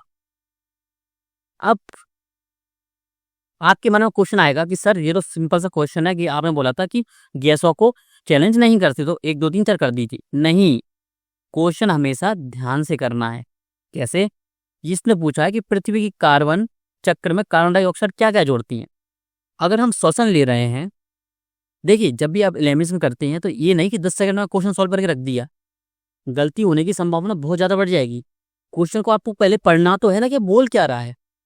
मैंने जब अभी आप तक को जो बताया वो ये बताया कि मैं हर एक स्टेटमेंट को पढ़ूं, फिर उसको एलिमिनेट करूं और फिर समझूं कि लॉजिकली सही है क्या, कि सिर्फ ट्रिक लगाने से काम नहीं चलेगा, क्या वो लॉजिकली भी सही है, तो ये भी चेक करना है। प्रकाश श्वसन लेता हूँ, मतलब मैं सांस लेता हूँ तो CO2 छोड़ता हूँ, सही बात है। जैव पदार्थों का अपचय होता है, मुझे पता है, इससे भी CO2 बाहर होती है। ज्वालामुखी क्रिया, इससे डायरेक्ट क्वेश्चन पूछा गया था किसमें, 2024 में। तो CO2 छोड़ती है, आप बोलेंगे छोड़ती ही होगी भाई, ज्वालामुखी क्रिया बहुत बड़ी है। प्रकाश संश्लेषण तो उल्टी चीज है, यानी पौधे तो CO2 को कम करते हैं, किससे? वायुमंडल से। तो एक को एलिमिनेट कर दो, मैक्सिमम के साथ जाएंगे C, और मैक्सिमम वैसे सही भी है क्योंकि हमको पता है इसके बारे में। अब ये क्वेश्चन अगर पता होता तो ही पता होता, इसका आंसर अगर मैं आपको सीधे से बताऊं क्या है, ना तो 1 ना ही 2, इसमें है क्या? अगर मैं आपको ट्रिक भी बताऊं, जो ट्रिक मैंने आपको बता भी दी है पहले, कि इसमें उसने किया क्या है, ट्वीक किया है। यानी जो मैंने नहीं बोला था कि जब भी लिखा हो ना जब की, यही पैटर्न पर क्वेश्चन कब आया? 2023 में। क्या? बैलिस्टिक मिसाइल वाला, कि उसमें क्या लिखा रहता है, जबकि बीच में लिखा रहता है। उससे होता क्या है, अगर कोई स्टेटमेंट या वो टर्म देता है तो क्या करता है, वो चेंज कर देता है 2 चीजों में। जैसे ऑस्ट्रेलिया समूह की चीज किस में डाल देगा, वो बाज़ेनार व्यवस्था में डाल देगा, और बाज़ेनार व्यवस्था की विशेषता किस में डाल देगा, ऑस्ट्रेलिया समूह में डाल देगा। जिससे होगा क्या कि स्टूडेंट इसको सही करते हैं तो उनका आंसर क्या हो जाए, गलत हो जाए। इसमें भी उसने वही किया, जबकि आ गया, तो मुझे पता है उसने ट्वीक की पद्धति अपनाई होगी, इसमें जबकि लिखा है तो मैं किसके साथ जाऊंगा, ना तो 1 ना ही 2, क्योंकि दोनों वर्ड में क्या लिखा है, जबकि। अब कड़े जाड़े में झील की सतह हिमशीतित हो जाती है, सभी को पता है, किंतु उसके तल में जल द्रव अवस्था में बना रहता है। बर्फ ऊष्मा की कुचालक होती है, गलत, सुचालक होती है। झील की सतह और वायु का तापमान एक सा होने के कारण ऊष्मा की कोई हानि नहीं होती, कोई नहीं, ये लिखा है ना, कोई नहीं। ये क्या है, एक्सट्रीम, मैंने आपको वर्ड दिए थे आज, कोई नहीं। ये कहीं पर भी लिखा ना कि कोई नहीं जाएगा, कोई नहीं आएगा, कोई नहीं है इसमें, तो ये हमेशा एक्सट्रीम बताता है, तो ये गलत। इस संदर्भ में उपयुक्त ABC कदम में कोई सही नहीं। जल की सघनता 4 डिग्री सेल्सियस पर अधिकतम होती है, ये मैं इसके साथ जाऊंगा, क्योंकि जब भी मेरे पास मौका होगा ना कि या तो कोई भी आंसर नहीं है या कोई एक आंसर है, तो मैं हमेशा जाऊंगा एक आंसर के साथ। आपको भी यही करना है। 2011 से लेके 24 तक का अगर पैटर्न देखेंगे तो आपको ये आंसर बहुत कम देखने को मिलेगा कि कुछ नहीं है। वो ये भी तो लिख सकता था ना कि इसमें से कोई नहीं, उसने पूरा क्यों लिखा? ये उसका लिखने का मतलब ये था कि ये गलत है खुद से। वो हमेशा ऐसे लिखता है तो हमेशा गलत ही देता है उसको। तो ये स्टेटमेंट हमेशा पढ़िएगा, जब भी ऐसा टर्म लिखा हो, ऐसा वर्ड लिखा हो, तो वो ज़्यादातर उसकी संभावना होती है गलत होने की। वही मैंने क्या बोला, 10 में से 7 या 8 होने की। अब आधा पेपर लगभग हमने कर लिया है। अब देखिए टाइम क्यों ज़्यादा लग रहा है हमको, टाइम ज़्यादा लग सकता है, क्यों? क्योंकि मैं आपको समझा, एग्जाम्पल दे रहा हूँ, समझा भी रहा हूँ साथ में। अगर मुझको खुद करना होगा तो मुझको मैक्सिमम 30 सेकंड लगते हैं इसको सॉल्व करने में, अगर एक क्वेश्चन को करूँ मैं। बलुई और लवणीय जल क्षेत्र, लवणीय क्षेत्र हमारा कहाँ है अभी, अगर हम हिसाब लगाएं या अगर हम व्यवस्था बनाएं, प्राकृतिक आवास है उसका। तो हमको पता है कच्छ का जो एरिया है, कच्छ प्रायद्वीप, वो एरिया है हमारा, वो कौन सा है, लवणीय क्षेत्र में आता है। वहां पर वेटलैंड भी है, तो आर्द्रभूमि बनी होती है। तो वहां का जो कौन प्राकृतिक आवास किसका है, तो मुझको पता है भारतीय वन्य गधा का है। इससे दोबारा क्वेश्चन पूछा गया था, और इस लवणीय क्षेत्र को भी मिलाकर क्वेश्चन कब पूछा गया, 2023 में, जिसका आंसर क्या था, कच्छ भूमि। कहाँ की? गुजरात की। तो बनगदा पूछा गया है। अब आपको क्या पढ़ना है? भारतीय गजेल या कुरंग, सूकर पढ़ना है और भैंस भी पढ़नी है। भारतीय वन्य भैंस पूछा गया, पीवाईक्यू है, दोबारा पूछ लिया गया है इसको। तो मुझे पता है इसका आंसर सीधा बी, क्योंकि मैंने इसको पढ़ा हुआ था। सिंपल सा क्वेश्चन, लानी नगर आपने थोड़ा बहुत ही पढ़ा है। इसमें लिखा है जबकि, लिखा है जबकि, जबकि लिखा है, और इसमें लिखा है किंतु। जबकि लिखा है तो मुझे लगता है कि ज्यादातर अगर हम ट्रिक लगाएं तो ये गलत होगा, तो मैं इसको ए को एलिमिनेट कर देता हूँ। अगर मैं इसको लॉजिकली भी देखूं, अगर मैंने पढ़ा हुआ भी है, तो क्या लिखा है इसमें? ला नीना विषुवती हिंद महासागर में समुद्र के असाधारण रूप से ठंडे तापमान से चरित्रित होता है। यही गलत हो गया, क्योंकि ये घटना कहाँ की है? प्रशांत महासागर की। तो ये गलत, अब आगे पढ़ना ही नहीं है इसको, गलत ही हो गया। अल नीनो का प्रभाव भारत के दक्षिण पश्चिमी मानसून पर प्रतिकूल प्रभाव पड़ता है, किंतु ला नीना का मानसूनी जलवायु पर कोई प्रभाव नहीं पड़ता। पड़ता है। अगर अल नीनो से बरसात कम होती है, तो ला नीना से बरसात ज्यादा भी तो होती है, प्रभाव पड़ता है ना। तो ये भी गलत। तो ना तो एक ना ही दो। अब इसने बोला, मैं 50% इसको क्वेश्चन को बता दूं कि लॉर्ड कॉर्नवालिस ने भू व्यवस्था प्रणाली अपनाई, तो क्या हुआ? कानूनी विवादों की प्रवृत्ति में बढ़ोतरी देखी गई। इसका कारक क्या था? इसका कारण क्या था? न्यायिक पद्धति को अधिक कार्यकुशल बनाना। न्यायिक पद्धति संबंध है ही नहीं, ये किस संबंधित है? भूमि बंदोबस्त, भूमि सुधार से संबंधित। ईस्ट इंडिया कंपनी को जमींदारों का अधिपति बनाना, ये भी गलत है इसमें, ये भी गलत है। अगर आपको लॉजिकली इसको पता होगा, अगर आपने इसको पढ़ा होगा नॉलेज बेस्ड, अगर आप इसमें ट्रिक लगाएंगे तो हो सकता है आपका क्वेश्चन गलत हो जाए। मैंने आपको पहले ही बताया है, देखिए पहले ही बोला है मैंने एक चीज आपको। मान लीजिए अगर आप 70 क्वेश्चन किससे कर रहे हैं? एलिमिनेशन मेथड से कर रहे हैं, तो आपके क्वेश्चन अगर कितने गलत हो जाते हैं, मान लीजिए 30 क्वेश्चन आपने कैसे सही कर लिए नॉलेज बेस्ड, 70 क्वेश्चन सब किसके बेसिस पर किए? एलिमिनेशन मेथड पर। 70 में से 20 मानकर चल रहा हूँ, 20 क्वेश्चन बहुत ज्यादा होते हैं अगर मैं बोलूँ आपसे पर्सनली तो। 20 क्वेश्चन का मतलब सीधा सा क्या होता है? 21 मान के चलिए। 21 का मतलब क्या होगा? सीधा सा 7 क्वेश्चन और घटाइए। कैसे घटाइए? 50 में से 7 और गए तो कितने? 43 ये और 30 ये, तब भी आप कट ऑफ से बहुत आगे निकल चुके हैं। तो वही बात गलत हो रहा है, होने दीजिए, लेकिन ट्रिक्स लगाइए, एलिमिनेशन लगाइए, लॉजिकली सोचिए, क्वेश्चन अटेम्प्ट कीजिए। ये डिबेटेबल क्वेश्चन था इसका, किनका? कि 1942 का जो भारत छोड़ो आंदोलन था ना, वो टिप्पणी सत्य नहीं है। इसका नेतृत्व महात्मा गांधी ने किया था। अगर मैं नॉलेज बेस्ड बोलूं, अगर रियल नॉलेज बोलूंगा, यूपीएससी ने तो आंसर क्या दिया? ए, क्योंकि आंदोलन अहिंसक था। आप सभी को पता था अहिंसक नहीं था, क्योंकि हिंसा फैल चुकी थी 1942 में। अब सर मुझे तो ये नहीं पता था, आपने क्या ये नहीं पढ़ा कभी कि करो या मरो का आंदोलन जो नारा था वो कब दिया? 1942 में तो दिया। किसने दिया? गांधी जी ने दिया। जो व्यक्ति मरने के नाम पर ही दूर चलते थे कि अहिंसा, वो व्यक्ति अब ये बोल रहे हैं कि करो या मरो, तो सीधा सा मतलब है ये आंदोलन अहिंसक तो नहीं था। सीधा सा आंसर आ गया आपका ए। अब नॉलेज बेस्ड अगर मैं जाऊं तो आपका आंसर बी भी था। क्यों? नेतृत्व इसका किसी ने नहीं किया था। क्यों नहीं किया था? क्योंकि गांधी जी को जेल में डाल दिया गया था हल्की। तो ये बिना नेतृत्व का एक बहुत था आंदोलन, सीधा सा आंदोलन स्वतः प्रवर्तित था। ये एक्सट्रीम सिचुएशन है, यानी ये गलत है, लॉजिकली इनकरेक्ट है। कैसे? कि हर चीज स्वतः कभी नहीं होती। मैं आपको सबसे बड़ी चीज बताऊं ना क्या, अगर आप बोले ना बिग बैंग थ्योरी स्वतः हुई, तो बिल्कुल नहीं हुई। आपको पता है हाइड्रोजन और हीलियम में ना इतना प्रेशर दिया, तब वो प्रवर्तित हुई, वो बिग बैंग की थ्योरी। तो मैंने बोला कि जब इतनी बड़ी चीज स्वतः नहीं हो सकती, तो ये छोटी चीज कैसे हो जाएगी स्वतः? मतलब ऑटोमेटिकली कुछ चीज नहीं होती। ये आपका लॉजिकली बेस पर 55 क्वेश्चन। अब आएंगे हम 56 पर। अगर लॉजिकली अगर हम इसको देखें तो इसका सबसे सही आंसर आएगा सी। अब आप इसको खुद सॉल्व करिएगा 56 क्वेश्चन को। बंगाल की खाड़ी में चलने वाली मानसूनी हवाओं ने समुद्री यात्राओं को सुगम बना दिया। अब समझने की चीज कौन सी है? ये ब्लूटूथ और वाईफाई के बीच में अंतर क्या है? ब्लूटूथ केबल, केबल लगा दिया इसने और जबकि लगा दिया, दो दो एक्सट्रीम सिचुएशन दे दी, गलत। अगर मुझको इसका आंसर नहीं पता, जब ब्लूटूथ प्रौद्योगिकी प्रयोग कर रहे, देखिए मैं तो इसको पढ़ा नहीं, क्योंकि मैं तो आपको समझा रहा हूँ सिर्फ। आपको इसको पूरा पढ़ना है जब आप सॉल्व करेंगे इसको। लिखा क्या है, ब्लूटूथ केवल बेतार स्थानीय क्षेत्रीय जाल प्रयुक्त करता है, यानी इसमें कोई भी वायर है जो तार है वो यूज नहीं होता। जबकि वाईफाई है वो केवल बेतार और विस्तृत क्षेत्रीय जाल यानी बहुत बड़ा एरिया कवर करता है। तो क्या ये सही है? नहीं है। वाईफाई का भी जो लिमिट होती है कि कितना, 50 फीट, 100 फीट, 200 फीट, बस इससे ज्यादा है नहीं। लेकिन इसने क्या बोला, विस्तृत क्षेत्रीय जाल। गलत।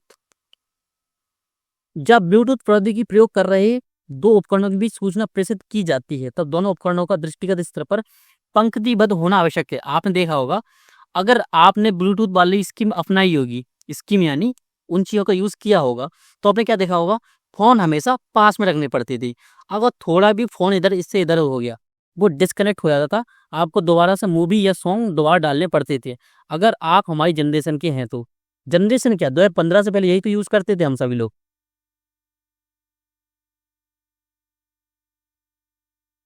अगर आपने वो फोन यूज किए जिसमें ब्लूटूथ तो आता था लेकिन वो कीपैड फोन हुआ करते थे वो, तो ये भी गलत।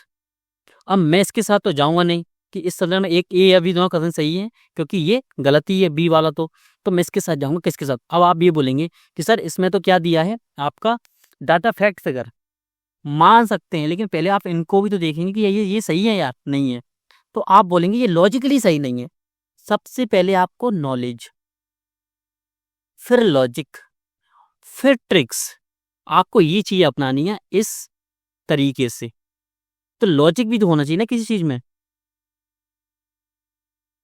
अब सूक्ष्म सिंचाई की पद्धति के संदर्भ में निम्नलिखित में से कौन सा कथन सही है? मृदा से उर्वरक पोषक हानि कम की जा सकती है। क्यों की जा सकती है? देखिए, मैंने आपको जब माइक्रो इरिगेशन थोड़ा बताया था, मैंने क्या बताया था, खेतों में अगर हम पानी भर देंगे तो जो उर्वरक, जो फर्टिलाइजर है, वो घुल कर मिट्टी के अंदर चला जाता है। सही है। यह वर्षा दिन खेती की सिंचाई का एकमात्र साधन है। ओनली लिखा है ना, तो रेड फ्लैग है। एकमात्र साधन नहीं है माइक्रो इरिगेशन। इसके अलावा कई सारी इरिगेशन हो सकती हैं जिससे क्या फायदा होता है। वर्टिकल कर सकते हैं हम, इसमें कई सारी सिंचाई कर सकते हैं, लेकिन एकमात्र तो नहीं है। तो ये गलत। सेकंड गलत करो, सेकंड गलत करो, मैक्सिमम के साथ चले जाओ, क्योंकि एक पता हमको सही है। इससे कुछ, अब कुछ वर्ड आ गया ना, सम वर्ड हमेशा ग्रीन फ्लैग होता है। ग्रीन फ्लैग का मतलब है कि सम वर्ड जहां पर भी लगा होता है, 2023 का पेपर देखिए, 24 का पेपर देखिए, आपको सही मिलेगा ये। कहीं पर भी कुछ लगा है ना, कि वही बात, कुछ वर्ड किसको प्रेजेंट करता है, रिप्रेजेंट करता है, वो करता है पॉसिबिलिटी को। मैं बोलूं कि ज्वालामुखी में से कुछ मात्रा में सल्फर गैस निकलती है। सही है। ज्वालामुखी में से कुछ मात्रा में CO2 गैस निकलती है। सही है। समुद्र में कुछ मात्रा में तापीय भिन्नता पाई जाती है। सही है। तो कुछ वर्ड है वो सही ही होता है, मतलब ज्यादातर 90% सिचुएशन में। तो मैक्सिमम के साथ सी आंसर आपका। अब ये पढ़ने की चीज थी, और लॉजिकली भी अगर आप इसको पढ़ना चाहते तो, मतलब क्वेश्चन को सॉल्व करना चाहते तो कर सकते थे। लेकिन इसमें आपको मैं डायरेक्ट ट्रिक लगाकर नहीं बता सकता, क्योंकि इसमें ट्रिक्स डायरेक्टली नहीं लगती, लेकिन लॉजिकली ये क्वेश्चन सॉल्व हो सकता है। 59 लिखते जाइए साथ में, जो क्वेश्चन आपको खुद पढ़ने हैं। आप खेड़ा सत्याग्रह देखिए, इतना तो आपको पढ़ना पड़ेगा। खेड़ा सत्याग्रह क्या था? स्थायी बंदोबस्त लागू करने संबंधित था? नहीं था। केवल एक आंसर आपको ये, क्योंकि नॉलेज बेस्ड था। अगर नॉलेज होगी तभी ये क्वेश्चन सॉल्व होगा आपका। अब देखिए, जैव विविधता या जीव विविधता निम्नलिखित माध्यमों के द्वारा मानव अस्तित्व का आधार बनी हुई है। जीव विविधता क्या करती है? जीव विविधता मृदा निर्माण करती है, करती है। अपरदन की रोकथाम करती है, करती है, क्योंकि वही पॉसिबिलिटी लेके चलना है कि प्रभावित तो करती है ना सीधा सा। अपशिष्ट का पुनर्चक्रण करती है, करती है। सस्य परागण करती है, करती है। मैक्सिमम के साथ जाएंगे, यानी इन्वायरमेंट में आपको लगता है ना कि अगर चार स्टेटमेंट सही है तो मैक्सिमम के साथ जाना है। और ध्यान रखिए, अगर 5 हो ना, तो 5 में से 3 के ज्यादा होने की संभावना है इन्वायरमेंट में भी। अब 63 क्वेश्चन। सर विलियम बेडरबर्न तथा WS कैन ने किस उद्देश्य से इंडियन पार्लियामेंट्री कमेटी की स्थापना की? न्यायपालिका क्या लिखा है? पार्लियामेंट्री लिखा है ना, लिखा है न्यायपालिका लिखा है इसमें। ये तो बेसिक गलत हो गया भाई, हो गया ना सीधा सा। भारतीय स्वतंत्रता पर ब्रिटिश संसद में चर्चा करने के लिए ब्रिटिश संसद में विख्यात भारतीय प्रवेश हेतु आंदोलन। अब इसको हम इंग्लिश में पढ़ेंगे, अगर इसको हम सॉल्व नहीं हो पा रहा है तो हमसे। ये क्या लिखा है? टू एगिटेट या एजिटेट, एगिटेट होता सबसे अच्छा वर्ड इसकी, एगिटेट लिखा है, टू एगिटेट, टू एगिटेट फॉर ये क्या लिखा? House of Commons into the British parliament. ये तो पहले गलत हो गया। तो क्या ये हमारा, क्या लग रहा है आपको? अलाइक वर्डिंग लग रही है? देखिए, मानना हो तो मानिएगा इसको, नहीं तो छोड़ दीजिएगा, लेकिन आपको मानना तो है तो देखिए थोड़ी सी प्रयास करना पड़ेगा। अब स्टार्टिंग कहाँ से की है? 4 तक की है, 4। तो दोनों में से एक आंसर सही होगा, एक गलत होगा। अब मैं किसके साथ ज्यादा जाऊंगा? अब मैं कुछ खुद को देखना पड़ेगा। क्यों? अगर मैं सीधा सा देखूं, लॉजिकली देखूं, किसमें? भारतीयों के प्रवेश हेतु आंदोलन था, किसमें? 1893 में, और राजनीतिक सुधार है। अगर मैं, मान लीजिए आप उस समय आज़ादी के समय थे, 1893 में आप एक व्यक्ति हैं और आपके हाथ में है कोई भी आंदोलन करना, तो पहले आप राजनीतिक सुधार मांगोगे या पहले भारतीयों का प्रवेश मांगोगे? पहले सुधार होंगे, तभी तो भारतीयों का प्रवेश होगा ब्रिटिश संसद में। सही बात है ना? तो पहले राजनीतिक सुधार होंगे, क्योंकि सुधार, बिना सुधार हुए तो ये इम्प्लीमेंट किया ही नहीं जा सकता। तो लॉजिकली सोचिए ना एक बार, खुद पर अप्लाई करके सोचा कीजिए हमेशा कि अगर मैं होता तो क्या करता। तो आपका आंसर क्या है? ए। क्यों? वही लॉजिक, तो कि पहले राजनीतिक सुधार होंगे, तभी क्या होगा? तभी होगा भारतीयों का किसमें? ब्रिटिश संसद में प्रवेश। तो आपका आंसर क्या आया था? सीधा ए। ये मैंने एलिमिनेट कर ही दिया था, ये एलिमिनेशन मैंने बता ही दिया आपको कैसे करना है। और ये दोनों क्या थी? अलाइक वर्डिंग थी, तो इससे क्या हो गया? पेपर सॉल्व हो गया।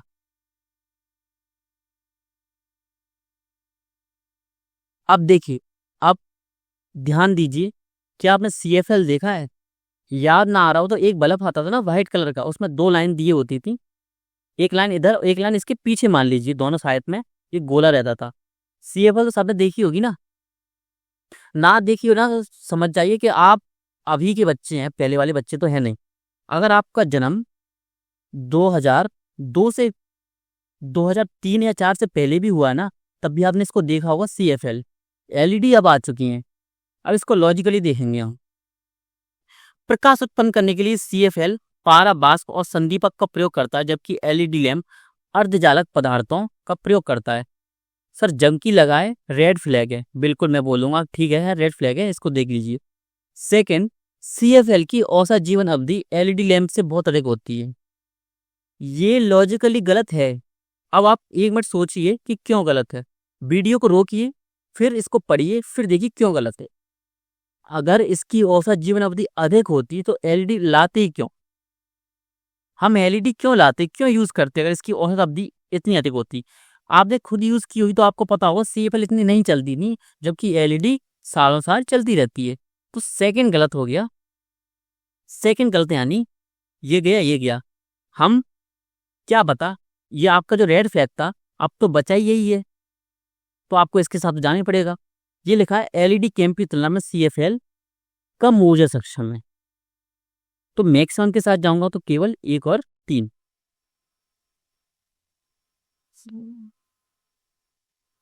अब ये ऑयल जेपर था, समाचारों में था, तो ये पढ़ने का था। ये भी लॉजिकली नहीं, ये आपकी नॉलेज बेस्ड। ये अनटू द लास्ट किसकी बुक है? महात्मा गांधी की, ये याद रखिएगा। क्या बोला था उन्होंने? ये भी पढ़ने की चीज थी, क्योंकि ये, इसमें कोई ट्रिक काम करेगी नहीं ना, सीधा सा। ट्रिक कम काम करती है जब आप कॉन्सेप्ट बेसिस क्वेश्चन सॉल्व करते हैं। डायरेक्ट ही वो बोल रहा है किताब में ये लिखा था, ये लिखा था, तो लॉजिक तो लगेगी नहीं ना इसमें तो। अब 68 क्वेश्चन है, भारतीय स्वतंत्रता आंदोलन के संदर्भ में ऊषा मेहता की ख्याति क्या है? ऊषा मेहता पर अभी एक मूवी बनी थी, अगर आपने देखी हो तो। किसमें आई? एक अभिनेत्री है, बॉलीवुड की अभिनेत्री सारा अली खान, उन्होंने बताई थी। तो उन्होंने सीधा बताया था कि रेडियो से संबंधित थी। तो ये हो सकता था कि आपको ना पता हो फैक्ट, लेकिन मुझे पता था क्योंकि मैंने वो मूवी देखी हुई थी, सीधा सा। तो मैंने क्या बोला, नॉलेज भी जरूरी है। अब DVD और BD, मुझे नहीं पता डीवीडी क्या होती है, आपने यूज की होगी। उसमें हम क्या डालते थे, एक कैसेट डालते थे, उसमें ऐसी कैसेट बनी रहती थी ऐसी गोल गोल वाली, उसमें डालते थे डीवीडी में। तो हमारी मूवी देखते थे हम पहले टीवी में, हमने यूज किया, आपका पता नहीं। अब बीडी, बीडी के बारे में मुझे पता नहीं। डीवीडी मानक परिभाषा वीडियो स्टैंडर्ड डेफिनेशन वीडियो को संदर्भित करता है, जबकि बीडी उच्च परिभाषा वीडियो हाई डेफिनेशन वीडियो को समर्थित करता है। अब इसमें क्या दिया है, बीडी की मोटाई 2.4 mm है, जबकि डीवीडी की मोटाई 1.2 mm है। इसकी मोटाई कम ज़्यादा भी तो हो सकती है। मेरे पास एक डीवीडी अभी भी घर पर डली हुई है, मैंने कई साइज की डीवीडी देखी हैं, तो ज़्यादा कम तो हो ही सकती हैं। तो ये लॉजिकली इनकरेक्ट है। मैक्सिमम के साथ जाऊंगा तो केवल 1 और 2। दिमाग लगाना है, सिर्फ ये नहीं कि सिर्फ आपने जितनी पढ़ाई की है सिर्फ उसमें ही दिमाग लगाना है। आपने अपने दैनिक जीवन में जो चीज़ यूज़ की है ना, वो भी आपको पता होना चाहिए। क्योंकि जब यूपीएससी पूछता है ना कि पैकेजिंग पर, किसी खाद्य पदार्थ की पैकेजिंग पर क्या क्या लिखा होता है, तो वो पढ़ने की चीज़ नहीं होती, वो चीज़ होती है जब आप चिप्स खा रहे होते हो। अगर आप एक अच्छे व्यक्ति हैं और आपका जो मन है वो इनोवेटिव टाइप का है, यानी आप हर चीज़ को जानने की कोशिश करते हैं, तो आप ये भी देखते हैं कि चिप्स के पीछे पैकेट में लिखा क्या होता है। और पर्सनली मैं बताऊं तो मैं तो हमेशा कोई भी चीज़ देखने पढ़ने को मिलती है तो मैं उसको पढ़ लेता हूँ सीधा सा। तो अगर इसको इनकरेक्ट कर देंगे तो मैक्सिमम के साथ आपका आंसर क्या आएगा, 1 और 2। अब भारतीय स्वतंत्रता आंदोलन के संदर्भ में नेहरू रिपोर्ट क्या क्या अनुशंसा थी, पूर्ण स्वतंत्रता लिखा है ना, तो एक्सट्रीम सिचुएशन ये हो गई।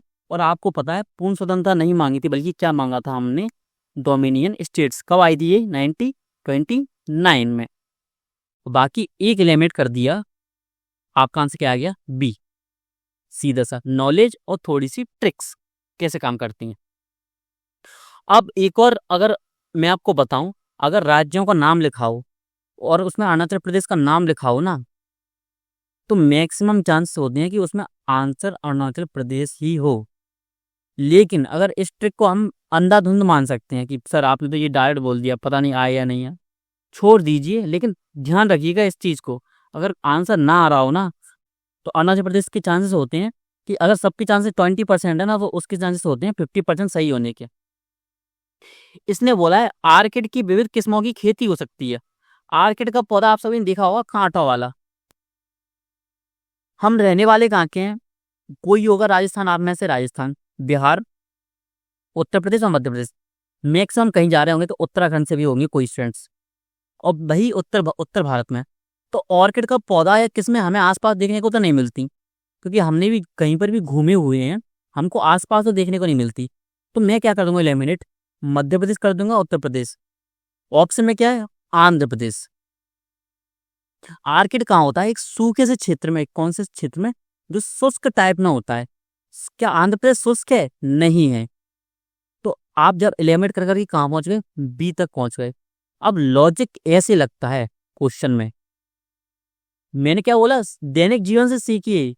आपने क्या देखा है, क्या पढ़ा है, ये चीज़ें सब मैटर करते हैं क्वेश्चन सॉल्व करने के टाइम पर। सिर्फ ये मैटर नहीं करता कि आपने किस चीज़ का कितनी बार रिवीजन किया है, पॉलिटी आपने इतनी बार रिवीजन कर लिया। ये तो देखिए, ये तो आपके सोर्स है ही, ये तो आपके सोर्स है ही। लेकिन आपने दैनिक जीवन में जो भी एक्टिविटी की हुई है आज तक, अपने 21-22 साल, 23 साल, 24 साल, 25 साल की जीवन में इतनी की हुई है, तो वो भी आपके यूपीएससी क्वेश्चंस में काम आती है। आपको इन प्रदेशों में आर्किड की किस्में देखने को नहीं मिलेंगी सामान्यतः।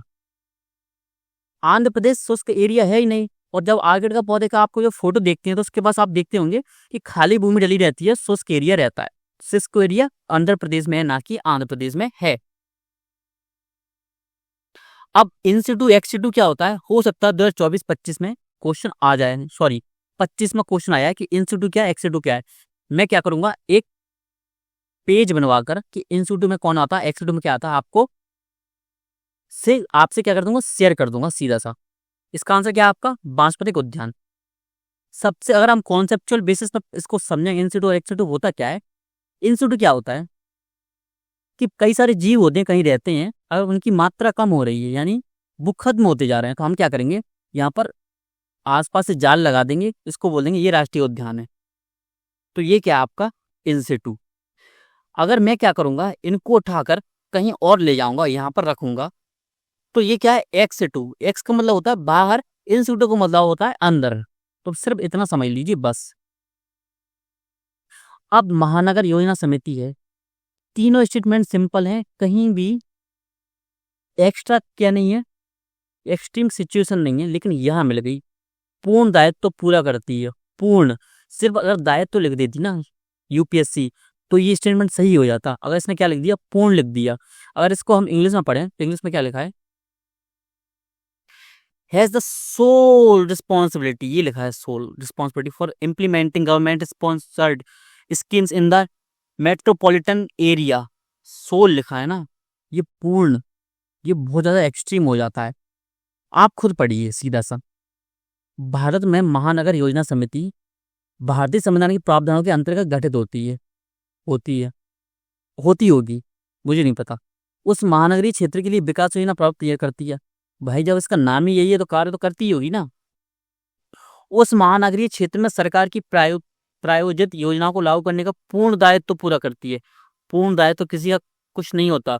सरकार भी अकेले कभी काम नहीं कर पाती, उसको भी जरूरत किसकी पड़ती है, ठेकेदार की, किसी प्राइवेट कंपनी की। तो पूर्ण दायित्व तो कोई भी नहीं निभा सकता।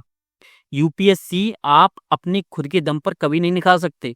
आपको भी जरूरत किसकी पड़ती है, आपको जरूरत पड़ती है लक्ष्मीकांत बुक की, आपको जरूरत पड़ती है एक मेंटर की, आपको जरूरत पड़ती है कि कोई आपको एक मार्गदर्शन दिखाए, आपको जरूरत पड़ती है टेस्ट सीरीज की। तो जरूरत तो पड़ती है ना। तो पूर्ण दायित्व तो किसी का कोई नहीं कर पाता पूरा। तो ये क्या है, एक्सट्रीम सिचुएशन। 3 गलत कीजिए, 3 गलत कीजिए, आपका आंसर क्या आएगा, मैक्सिमम के साथ 1 और 2। आपके लास्ट क्वेश्चन बचे हुए हैं, 25 क्वेश्चन लगभग।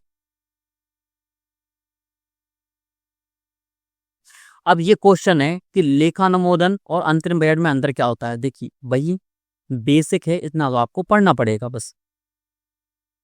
अंतर्राष्ट्रीय मुद्रा कोष के संबंध में निम्नलिखित में से कौन सा कथन सही है। किसी भी देश को ऋण देना, किसी भी देश को ऋण नहीं दे सकते। कि कोई देश रजिस्टर्ड ही नहीं करता, आपको आपके हमेशा खिलाफ रहता है, तो वो क्यों देगा IMF। यह केवल विकसित देशों को ऋण प्रदान करता है, नहीं, क्योंकि IMF ने हमको 1991 में दिया था। तो ये भी गलत, ये भी गलत। यह किसी देश के केंद्रीय बैंक को ऋण प्रदान कर सकता है, ये पॉसिबिलिटी है। यह केवल सदस्य देशों को ऋण प्रदान करता है। सही बात है, सदस्य देशों को करता है। ये पढ़ने की चीज थी, थोड़ा सा पढ़ लीजिएगा। अब आप ध्यान रखिए कि यूपीएससी मैंग्रोव को गरान लिख के इंट्रोड्यूस करता है, किसमें, पेपर में। तो याद रखिए गरान क्या होता है, मैंग्रोव को क्या बोलते हैं, गरान बोलते हैं। अब सही बताऊं, इसका आंसर C भी था और D भी था। अब यूपीएससी के ऊपर था कि वो इसको क्या मानता। अब ये दोनों एक ही चीज तो है। अगर आप खुद देखेंगे कि सुनामी के समय क्या करते हैं, जो गरान वृक्ष के घने बेतान और लंबे वृक्ष होते हैं वो क्या करते हैं, सुरक्षा प्रदान करते हैं। लेकिन D ज्यादा सही है, सही दोनों है, लेकिन ज्यादा सही कैसे है, जब मैंग्रोव होता है तो मैंग्रोव क्या होता है, मिट्टी में बहुत ज्यादा धसा होता है।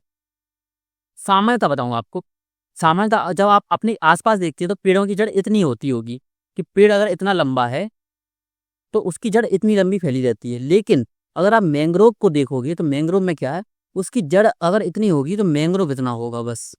तो उससे भी ज्यादा लंबी होती है उसकी क्या, जड़। तो अपनी सघन जड़ों के कारण तूफान और ज्वार भाटे से उखड़ते नहीं है। तो आपका आंसर क्या हो जाएगा, D सही आ जाएगा आपका।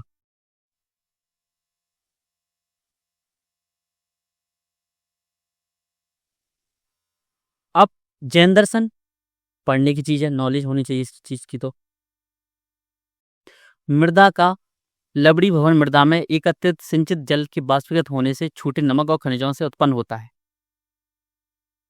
क्या लिखा है, ग्रेडली इंक्रीज हो रहा है, गलत। सम लिखा है, क्या है, ग्रीन फ्लैग है, यानी हो सकता कुछ लगा है। मेरे क्या होता है, सम बहुत अच्छा वर्ड होता है, जिसके साथ लगता है उस वही आपका आंसर होता है। तो आपका आंसर क्या आ जाएगा, B। अगर आपने नहीं पढ़ा है तो आप इसका आंसर क्या लिखेंगे, B लिखेंगे। क्यों लिखेंगे, इसमें सम लिखा हुआ है कुछ। यह कुछ मृदाओं को अपारगम्य बना देता है। क्या संभावना है, अगर वो कुछ बोल रहा है तो संभावना है। अगर ये बोलता ना कि ये सभी मृदाओं को अपारगम्य बना देता है तो ये एक्सट्रीम हो जाता और इसको हम गलत कर देते सीधा सा। लेकिन ये बोल रहा है कुछ, तो आपका आंसर क्या आ गया, B। अब IUCN की रेड डाटा बुक है, आप सभी ने बताया रेड डाटा बुक क्यों आती है। रेड डाटा बुक में वो क्या करते हैं जीवों के बारे में लिखते हैं जो कि क्या खत्म होने वाले हैं। तो क्या हॉटस्पॉट से संबंधित है ये? नहीं है। अब आप इसमें एक देखेंगे वही ऑप्शंस वाली चीज कि इसमें से सिंगल स्टेटमेंट आंसर होगा, या तो केवल 3 होगा या केवल 2 होगा। हो सकता है इसमें ये क्या करता, इसमें लिख देता ये केवल 3 की जगह केवल 1 लिख देता, तो क्या होता केवल 1 या केवल 2 में से ही एक आंसर होता आपका। लेकिन इसने क्या लिखा है दोबारा से, केवल 3 और केवल 2। अब सबसे अच्छा क्या है, 3 को देखिए, विभिन्न देशों की प्रकृति एवं प्राकृतिक संसाधन संरक्षण हेतु संरक्षित स्थलों की सूची। ये काम कौन करता है? ये काम तो यूनेस्को करता है ना, डेटा डबो आईयूसीएन थोड़ी करता है। संकटग्रस्त पौधों और पशु जातियों की सूची 100% यही है। और यही क्वेश्चन कब आया आपका? 2023 में आया। किससे रिलेटेड? आईयूसीएन से रिलेटेड। और यूनेप की फुल फॉर्म भी पूछी थी उन्होंने। और टीजर लोन है, टीजर लोन आपको मैं सही बताऊं तो आपको थोड़ा सा पता होना चाहिए था। लेकिन अगर आप इसका फर्स्ट स्टेटमेंट देखेंगे ना तो आपको पता होगा कि ये सही है। लेकिन इसमें भी आपको क्या लग रही है? नॉलेज लग रही है, तो इसको हम छोड़ देते हैं।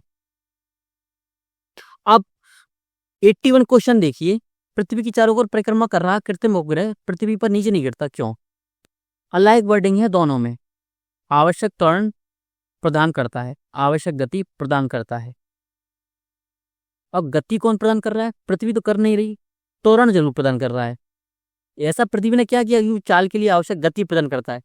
गति क्या स्पीड के लिए कोई बूस्ट दे रही है पृथ्वी? उसको नहीं दे रही है। त्वरण मुझे नहीं पता त्वरण होता क्या है। मान लीजिए मैं एक स्टूडेंट हूँ, मुझे नहीं पता त्वरण क्या होता है, लेकिन मुझे ये पता कि स्पीड के लिए तो पृथ्वी को ऐसा कुछ कर नहीं रही। बस वो इतना है कि वो उसको बैलेंस करे हुए अपने उपग्रह को आसपास चलते हुए बस।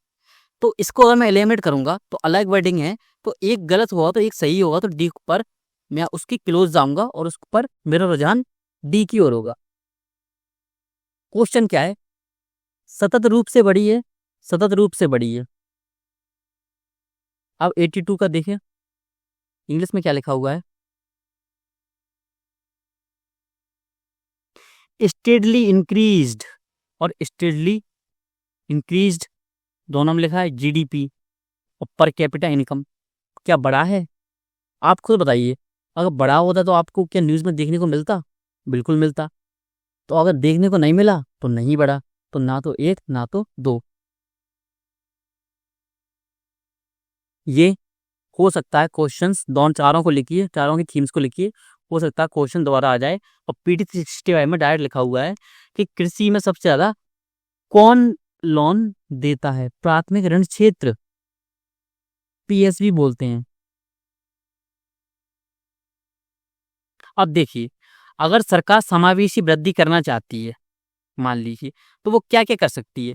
क्या वो सेल्फ हेल्प ग्रुप्स को बढ़ावा देगी तो क्या समावेशिता बढ़ेगी? आप बोलेंगे सर बिल्कुल बढ़ेगी, क्योंकि हमने खुद ने देखा है। क्या वो लघु उद्योगों को बढ़ावा देगी तो क्या बढ़ेगा समावेशिता? बिल्कुल बढ़ेगा सर। क्या शिक्षा के अधिकार को अधिनियम को लागू करेगी तो बढ़ेगी समावेशिता? बिल्कुल सर, क्योंकि शिक्षा भी समावेशी होती है। तो हम किसके साथ जाएंगे? हम जाएंगे डी के साथ। अब ये क्या लिखा है? मेनली लिखा है। मैंने क्या लिखा था जब आपसे क्या, जो आपको शब्द दिए गए हैं उनको अच्छे से याद कर लीजिए। उसमें लिखा है मेनली।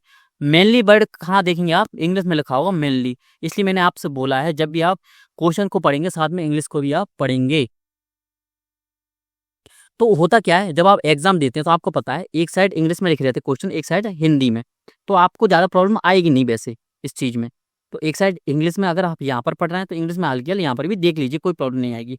तो मेनली लिखा है, नो लॉन्गर लिखा है, नो लॉन्गर। तो दोनों स्टेटमेंट आपके एक्सट्रीम हो गए यहाँ पर।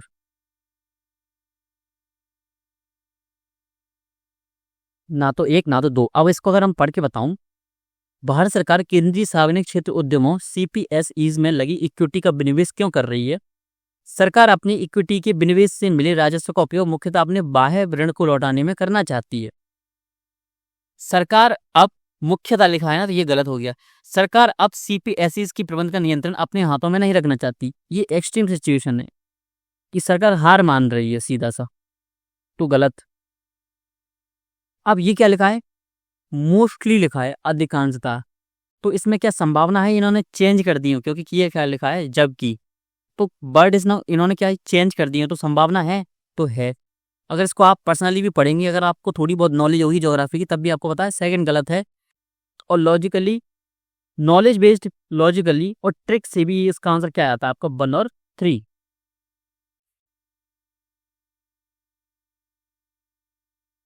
भारतीय रिजर्व बैंक, अब ये क्वेश्चन सिंपल सा क्वेश्चन है, सिंपल सा। इन्फ्लेशन पढ़ा होगा आपने और आर्थिक विकास पढ़ा होगा, तो आपको इसका आंसर पता होना चाहिए। अब इसमें भी क्या आती है, अलाइक वर्डिंग। बयार की तरलता बढ़ जाती है, बयार की तरलता घट जाती है, किस पर, बैंक दर कम करने पर। कितनी बार पढ़ाया आपको इकोनॉमी में, अगर वो बैंक दर बढ़ा देंगे, नहीं सॉरी कम कर देंगे, तो पैसा ज़्यादा फ्लो होगा, तो तरलता तो बढ़ेगी ना, या घटेगी, बढ़ेगी। मैंने बताया आपको अलाइक वर्डिंग है, तो आपको दो तो देखना ही नहीं है, ये अलाइक वर्डिंग में से क्वेश्चन को देखिए, आपको टाइम भी कम कंज्यूम होगा। अब उत्तरी गोलार्ध की तुलना में दक्षिणी गोलार्ध में पश्चिमी पवन अधिक सशक्त तथा स्थायी होती हैं, क्यों? उत्तरी गोलार्ध की तुलना में दक्षिणी गोलार्ध में भूखंड कम है, ये तो मुझे पता है कि सही बात है, क्योंकि ज़्यादा एरिया दिखते नहीं है। या तो आप उत्तर अमेरिका को देख लो या अफ्रीका को देख लो, लेकिन अगर आप ऊपर देखेंगे तो पूरा उत्तर अमेरिका, पूरा यूरोप, पूरा रशिया वाला एरिया, पूरा एशिया दिख गया ये, तो ये तो सही है। उत्तरी गोलार्ध की तुलना में दक्षिणी गोलार्ध में कोरियोलिस बल अधिक होता है, ये कहीं पर सही है ही नहीं। क्यों नहीं है सही? क्योंकि इस पर कोई प्रभाव पड़ता ही नहीं है, जितना वो उत्तर में उतना ही दक्षिण में है, तो बी गलत, सेकंड गलत, तो आपका आंसर ए, केवल एक। अब ये लॉजिकली सही हो, देखिए लॉजिकली ये बोल रहा है, सीधा सीधा क्या बोल रहा है कि भारत और इंडोनेशिया के बीच में, भारत और पूर्वी एशियाई के बीच नौ संचालन समय, नेविगेशन टाइम में अत्यधिक कम किए जा सकते हैं, किसको, समय को। कैसे किया जा सकता है? इसने बोला गहरा बना दो, किसको, मलक्का जल संधि को। भाई जहाज निकलने के लिए गहराई नहीं चौड़ाई चाहिए ना, ये रोड है, इसको हम कितना भी गहरा कर दो, ये थोड़ी अब जहाज पानी के अंदर से चला जाएगा कि एक जहाज ऊपर से जा रहा है एक जहाज नीचे से जा रहा है, असंभव। उसको क्या करना पड़ेगा हमको, मलक्का जल संधि को चौड़ा करना पड़ेगा, इसकी चौड़ाई को बढ़ाना पड़ेगा, तब काम होगा। ये क्या बोल रहा है, गहरा बनाकर। लॉजिकली इनकरेक्ट हो गया, इतना तो आपको दिमाग चलना चाहिए ना आपका, सीधा सीधा सा। गलत कीजिए, गलत कीजिए। सियाम खाड़ी और अंडमान सागर के बीच का भूसंधि जलजमरू के पार नई नहर खोलकर, देखिए नई नहर बनाएंगे तो बिल्कुल लॉजिकली सही है कि नई नहर बना देंगे तो एक रास्ता खुल जाएगा और टाइम तो कम लगेगा ही, तो आपका आंसर बी। अब इतना ही लॉजिक नहीं लगा पा रहे हैं आप, तो फिर क्या मतलब का एग्जाम देना? इतना तो लॉजिक आपका लगना चाहिए ना, कि अगर गहराई कर देंगे तो कोई मतलब ही नहीं ना, हमको चौड़ाई करना ना कि गहराई। अब इस क्वेश्चन को छोड़ सकते हैं, आप स्किप कर सकते हैं। सिंधु घाटी सभ्यता रिलेटेड क्वेश्चन है, इस बार आने की संभावना है पूरा। क्या बोल रहा है, प्रमुखता लौकिक सभ्यता थी, लेकिन उसमें धार्मिक तत्व यत भी उपस्थित था, वर्चस्वशाली नहीं था। यानी धार्मिक तत्व क्या दिखता है कि हमको शिव भगवान की मूर्ति देखने को, तस्वीर देखने को मिलती है, लेकिन क्या मंदिर देखने को मिले?